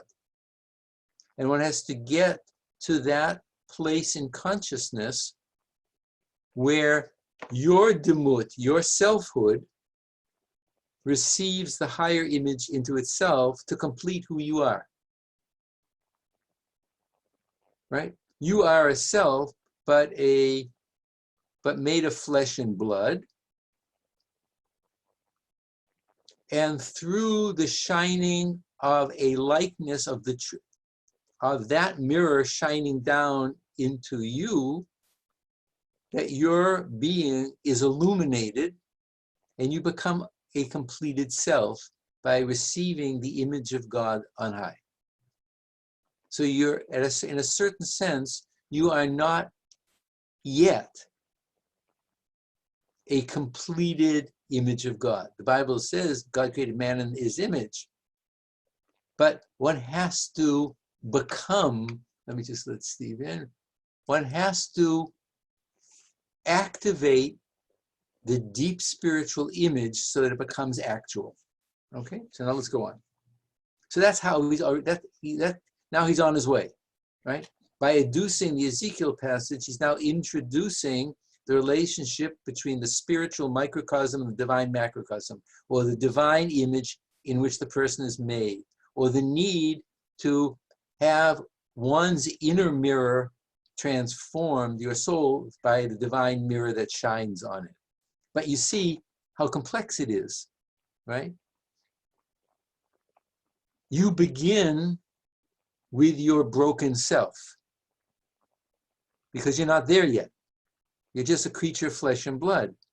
So you're reflecting from your mirror onto God something of your broken mirror. But if it was only that way, you would really have a screwy theology.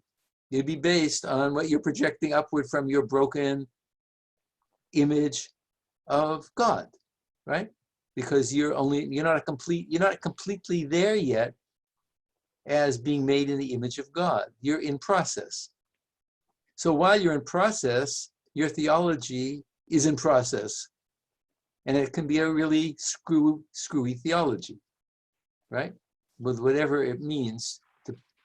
However, when one can allow that then to shine back down as a healing shining back down, there can become that complementarity, which is the transformation of the self, which are the two halves that come together in a mirroring thing, right? As you yearn upward to the mirror and you project onto that mirror all the junk of what it means to be a human being.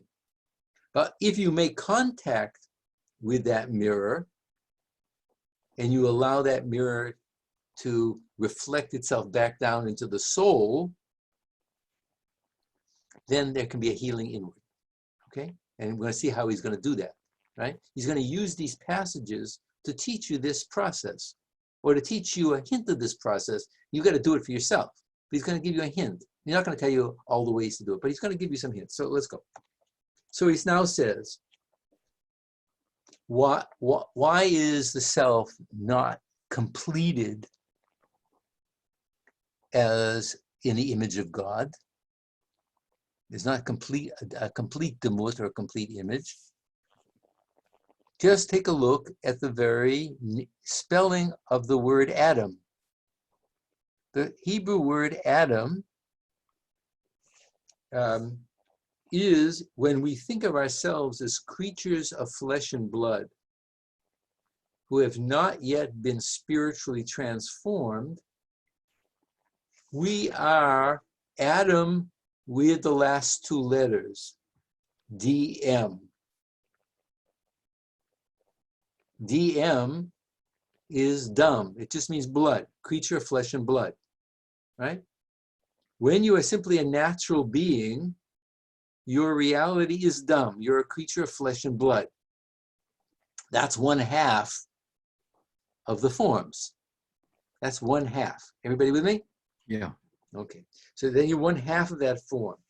So he says, Dibur Malchut, and that means that we are reflective of the Word of God that created us as Adam, creatures of flesh and blood on the earth.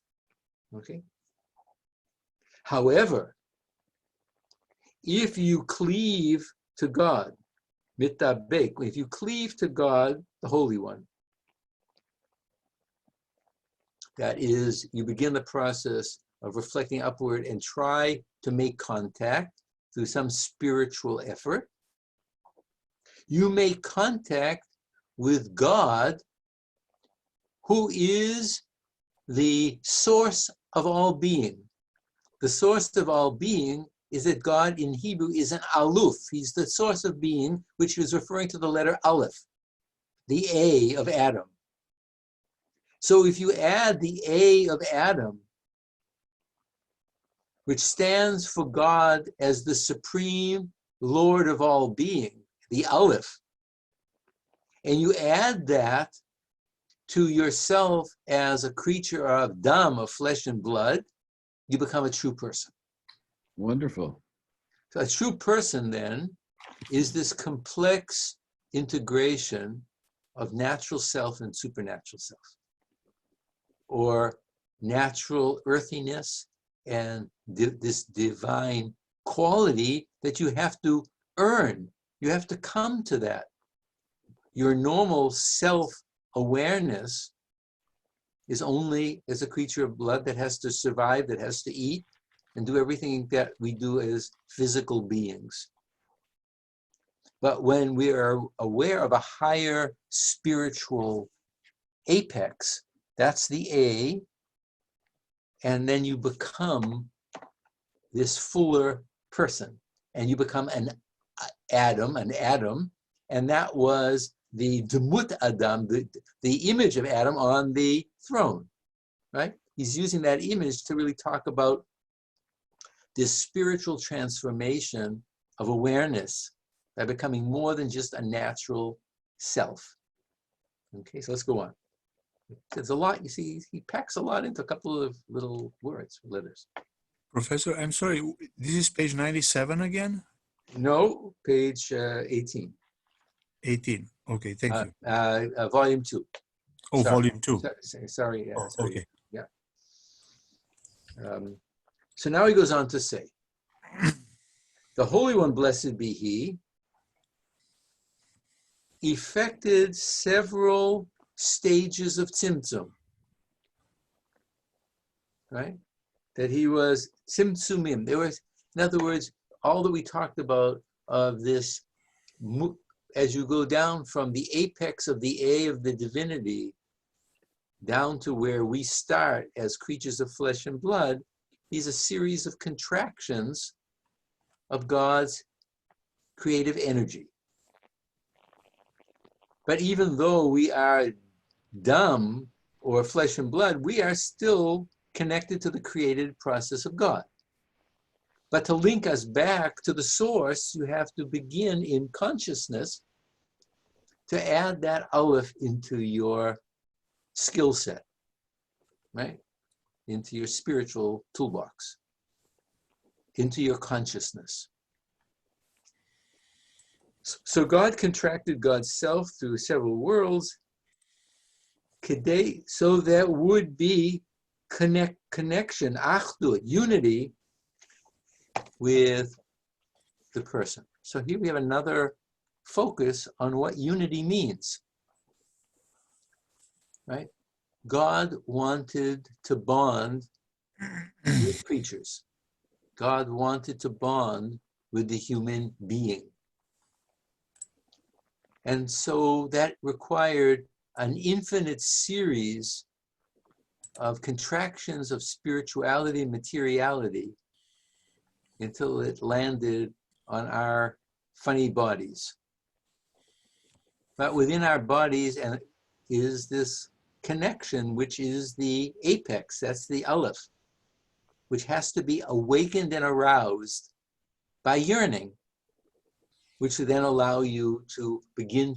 That awakening of arousal through yearning is this turning upward to that cosmic face on the throne that is always looking down, right? It's always shining as the deeper aspect of self. So God wanted to make connection, and that's why God created the world, to create this bond. But we have to be awakened to that awareness. And why did God do that? Because we as creatures couldn't bear the intense light or the illumination of the divine presence. So the tzimtzum, this contraction, is to allow for us to see God through the forms of the world. But you can be fooled because you may only see the forms of the world. That's what we talked about that whole first hour, right? You only see the outer aspect of the gift of creation and not the inner side.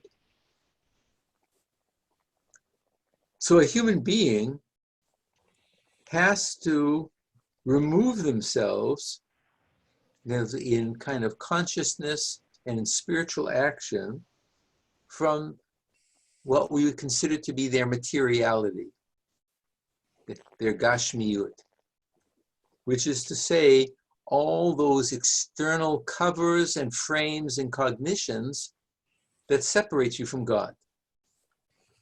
Until a person ascends in reverse through all the worlds and becomes in consciousness one with God,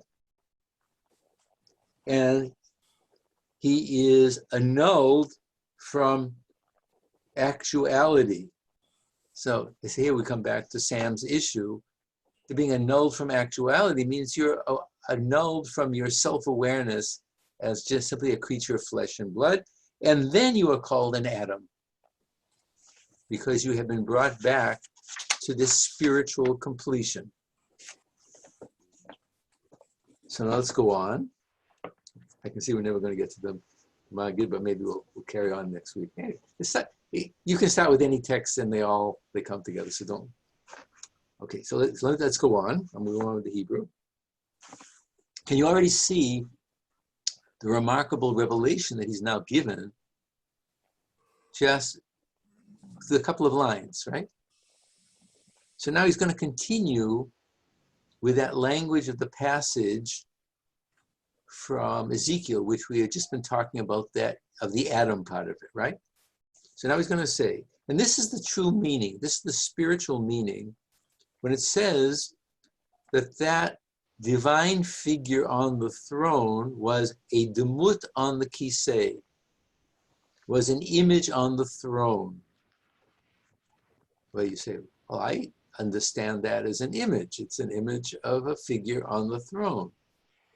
But now you're not understanding the spiritual dimension of it. Because the word kisei, which means throne, is really a code word for that God is mechuseh, God is hidden. So now we've already complicated the spiritual journey, right? You're going upward to the hidden God. God is concealed. The God that you're looking for is concealed in the forms of the world, because now the image of God on the throne is this absolute image of God concealed within everything. God's throne is everything that's revealed, but it's all concealed, right? God is not simply enthroned in heaven in some kind of a Disney world in the sky. That's not where the throne is. The throne is every possible particle on earth is this. You get thrown off if you think that it's heaven above. It's a kind of a vertical thing. So you've got to have to go on some kind of a vertical journey, right? That's just a trick of consciousness. God is as much below as it, God is above. God is in things as outside things, right? So that's this issue. There's a concealment in everything because everything is the throne of God. And that's what it means when it says that when God is sitting there on the throne, which is concealment, that God is covered in a cloud and a fire is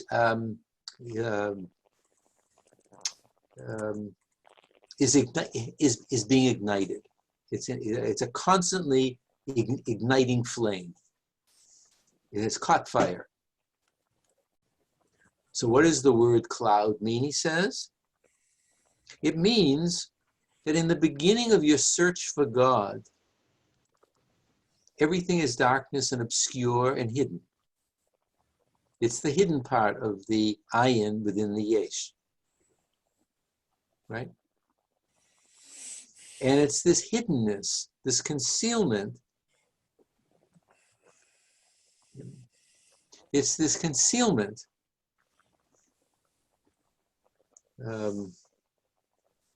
in which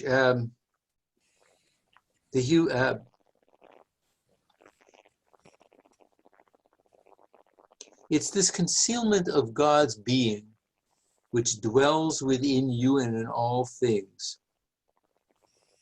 And because there is this darkness and concealment, because we only see the outer material world, you can't pray with spiritual enthusiasm, right? Because you just step outside, it's all blah. It's all just this. It's all just world. And that's all the concealment. So I can't get it going to pray with any kind of spiritual focus. However, as one begins to disclose the fact that within the concealment there is divine reality, then you come to the level of the fire that becomes ignited. You become spiritually aroused. There's an inner fire, an inner yearning. And you come to the state of spiritual ecstasy or intensity, right? So he's talking about this process that one would go through repeatedly, not only paradigmatically, but repeatedly. And whenever you're doing something and you realize that God is hidden there. So it's not just prayer, but every act of the world is an act of prayer. And that's what it means to say that the image is on the throne, that God is hidden. And just as this image of God arouses in that person so that you begin to feel something, it begins to be aroused. And to the degree to which you are aroused, here, notice how he's speaking now to any person. To the extent that you become spiritually aroused in prayer or in meditation, the divine becomes correspondingly real and aroused towards you, right? So for the self that's concealed in darkness, God is concealed in darkness. For the self that begins to experience a flash of light, some flash of light breaks through to consciousness. For the self that begins to have a level of spiritual consciousness and awareness, God begins to become manifest and present, right? And the same thing is that now we're kind of limited people and we often want to attach ourselves to a tzaddik who is a master because we can't really do it on our own. So the degree to which you become aroused through a master and you love that master as a teacher, that helps you arouse love on high, right? This eros below towards your teacher it becomes a guiding point. And so it is with all the qualities. That is to say, you can love God, you can come to God through love, yearning, you can come to God through majesty, you can come to God through beauty, you come to God through chesed and grace, you can come to God through any of the other, and of course in a couple of hours here in at least in Teaneck, it'll be the 33rd day of the Omer, Lag BaOmer, which is Hod Shebahod, and you can come to God through glory and honor. Okay? So there's all of these spiritual mental qualities are ways that you can connect, depending on where you're at and what your psycho-spiritual proclivity is, right? Or at any particular time. Maybe in the morning, I've got this thing is dominant, and in the afternoon, another part of my spiritual nature is dominant, right? It doesn't have to be one thing. And that's what is it when you bring yourself through an inner process of purification towards God on high, you create this unity, this connection. You don't make the unity, but you actualize what was always already there. That the unitive dimension of divine within all things now becomes actualized in spiritual consciousness. And that's what he says is why it says, two chatzot, two trumpets of kesef. Because if you're just dumb, if you're just flesh and blood, then the Aleph, also God is not complete, and you're not complete. There has to be this reciprocity between the divine and the human in this total unity of this God-human relationship. But when you bind yourself and unify yourself, you create, you make for yourself, you transform yourself into this surah, this form, through kesef, through this yearning, not silver, but through this yearning, so that you desire and you learn. So he comes to the end of the sentence because the end is really the beginning, right? The end is the beginning. You can have the proclamation, make for yourself a this process, but you can only begin with desire and yearning. If you don't want it, it doesn't happen, right? There's nothing in the external world that would turn you into a spiritual seeker by itself, except your desire to be awake. When you are awakened, then you have a desire. Otherwise, it remains the concealed external world, right? So it's interesting what he's saying, right? The spiritual potential is always already there as an actual latency. But until you are, for some reason, aroused in spiritual seeking, it's all in a state of concealments, right? God is always there, but not yet completed through your being, because you haven't risen to that level of consciousness and you haven't been transformed.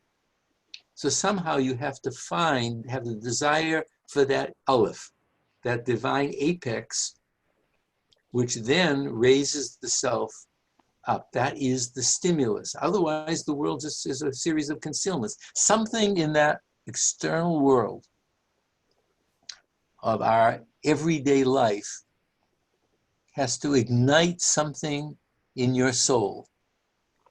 And then you have to, and that's the beginning, right? Then you're on a spiritual journey, right? But without that, it's God on the throne in hiddenness. Okay? So here we can see the whole teaching that we were talking about at the first part of the hour, really in Nuche, in a kind of, in a certain form here in this text. So I think I saw some questions. I think Adrian, were you going to say something? Yeah, I had a quick, maybe two questions. How focalized is this, right? Or how accessible is it, right? Is it something that anyone can achieve, or you have to be part of this, let's say, spiritual framework? You have, right? well, this links us back to some issues we talked about. Yeah, I'm sorry. I'm sorry. No. Before you came on, there was this issue of. I'll listen to. No. The issue is, it means. I had another more important question. the spiritual benefits is proportional to the spiritual exertion. Yeah. All that this is doing is making you aware that someone has experienced this disclosure that has come through a spiritual stimulus and was able to help describe it through the imagery and the language of Numbers 10, right, in the Bible. The work towards that process will depend on the spiritual labor of each individual, guided by the community, guided by a teacher, guided by these kinds of instructions, right? But you can see that it's a text that's revealed and concealed at the same time. That's why you're asking the question. He's revealing that it's possible to get behind the veil of appearances. And he's telling you that in part it's aroused by not physical desire, but spiritual desire, right? Or physical or spiritual love or spiritual majesty, right? These are physical aspects that have been spiritually sublimated upward towards God, right? You're bringing your naturalness towards God, but how you come to that breakthrough of consciousness, that's all the hard work of the spiritual seeker, right?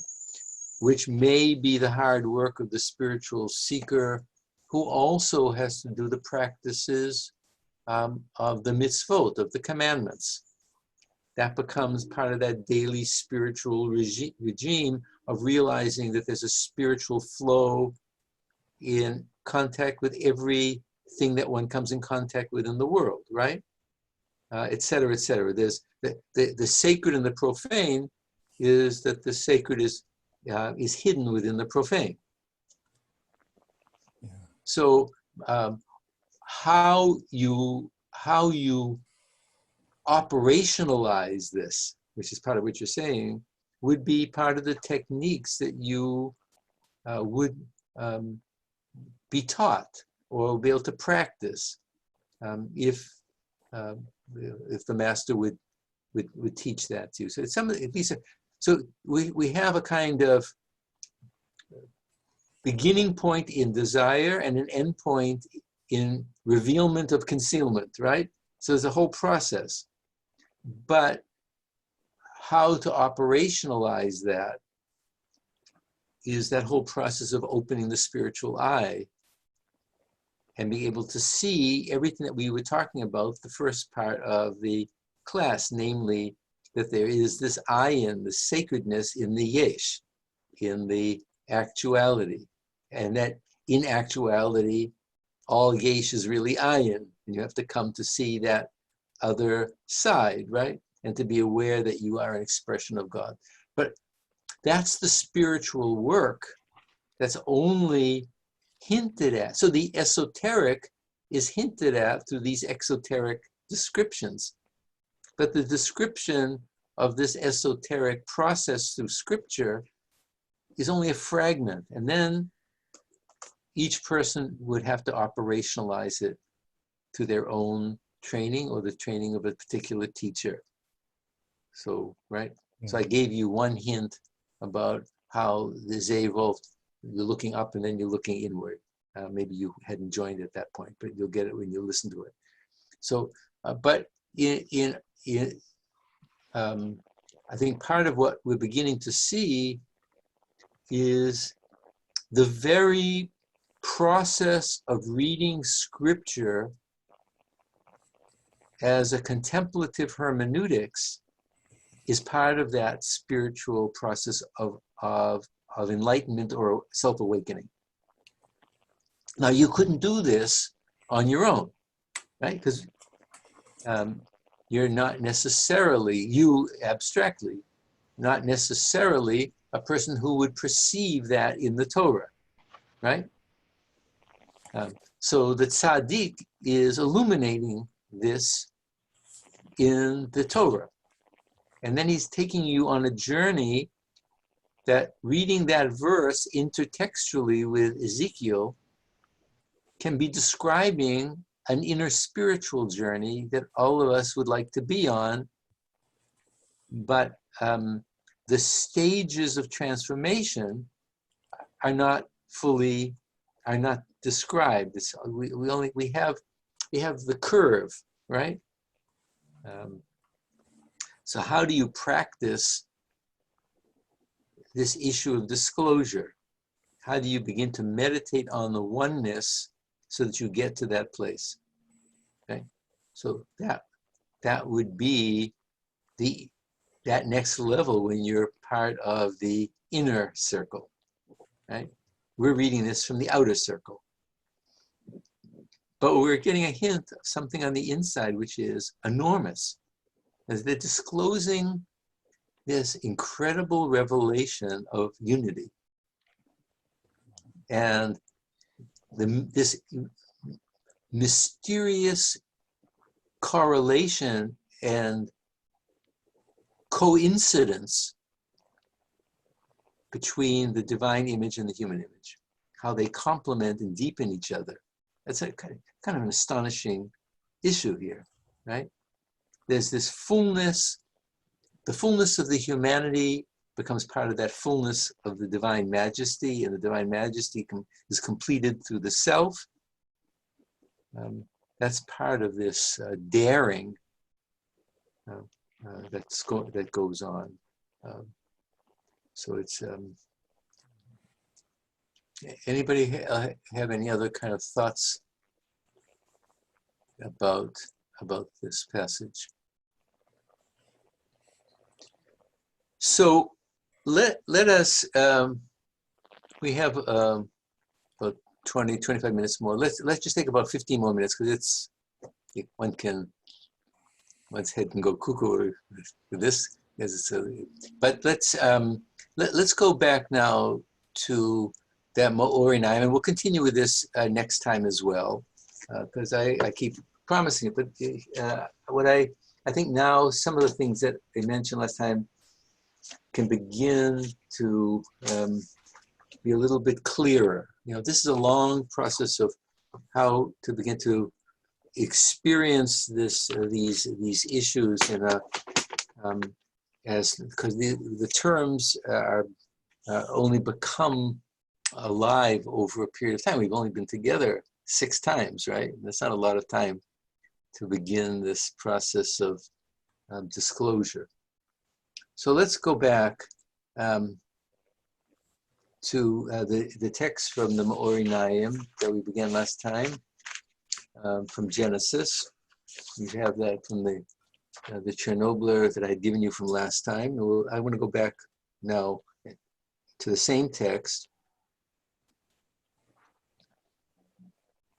So he began by talking that God created the heaven and the earth. And he begins with the proclamation from the beginning, the same way we saw with Levi Yitzchak. Is not God, may he be blessed, the first? But there's no first to his firstness. There's no beginning to God's beginning. God is the beginning, but there's no beginning to the beginning. So how can it say that there was tohu, there was darkness and chaos and void at this place? How could there be any possibility if God is the whole nimtzad, the God is the all-being? Right? So where is this?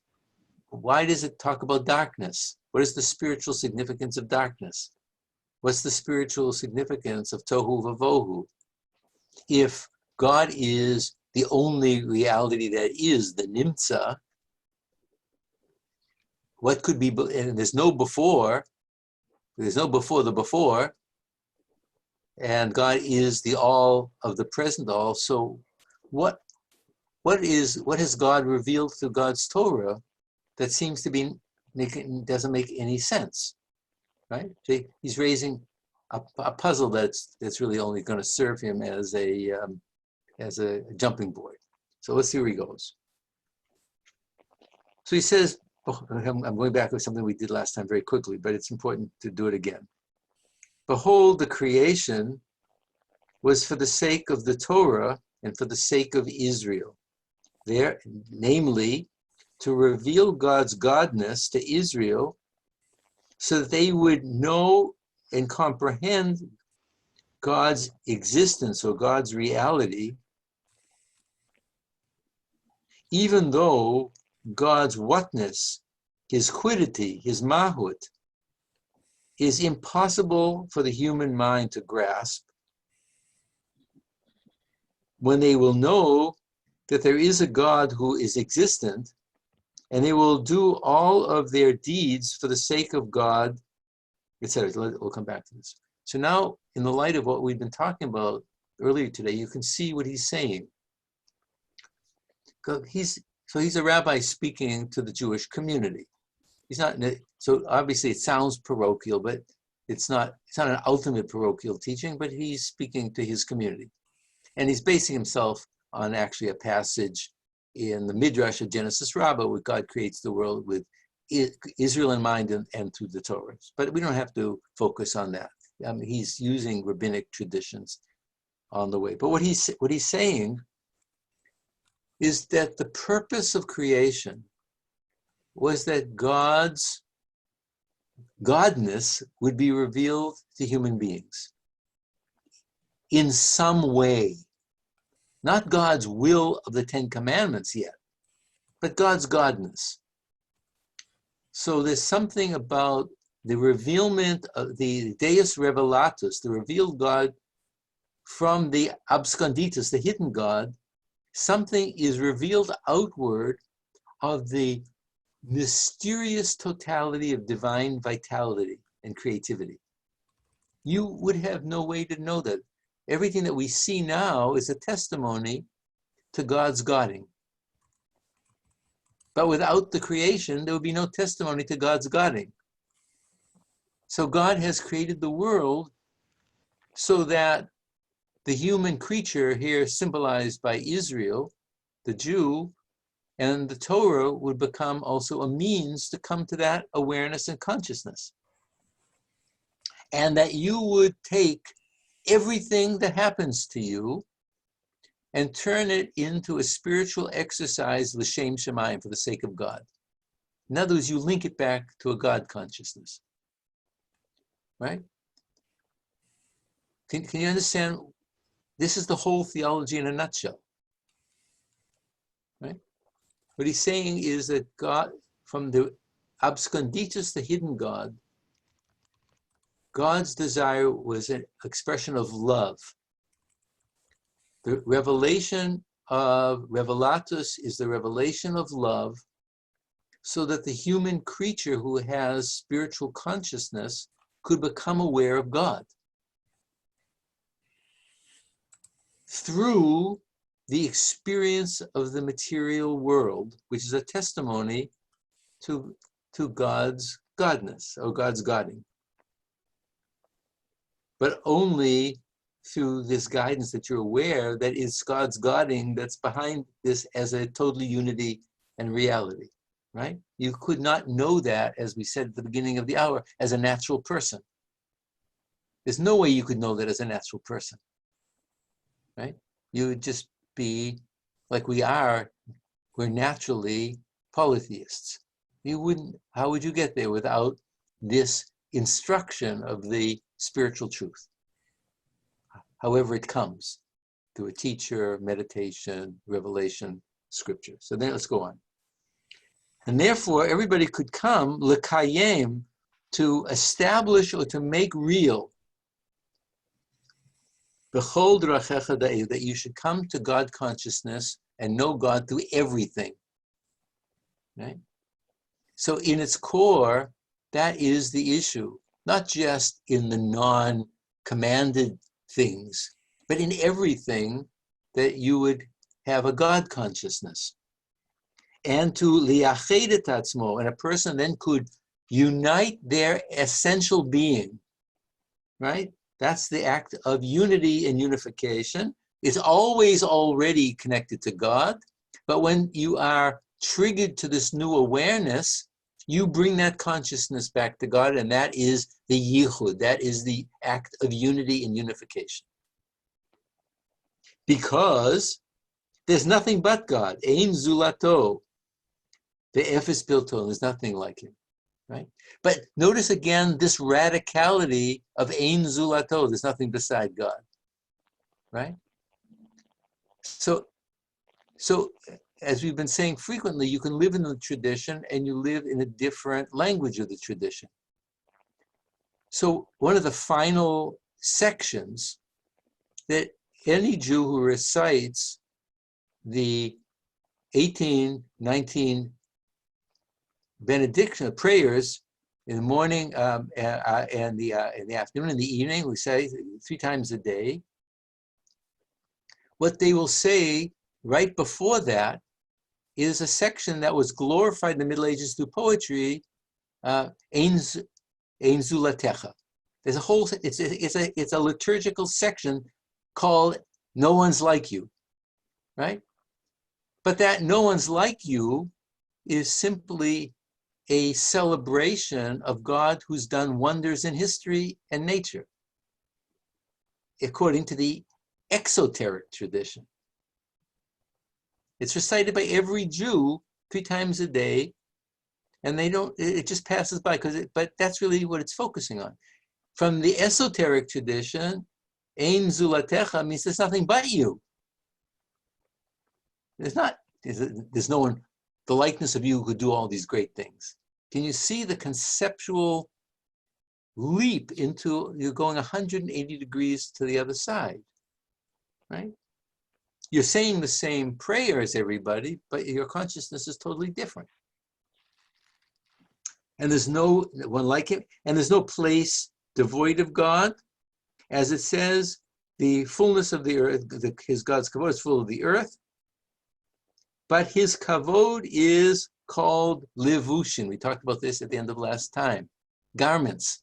So these garments are these issues of the concealment of consciousness or nature, right? So that's the first level of awakening, that everything is a levush, a garment.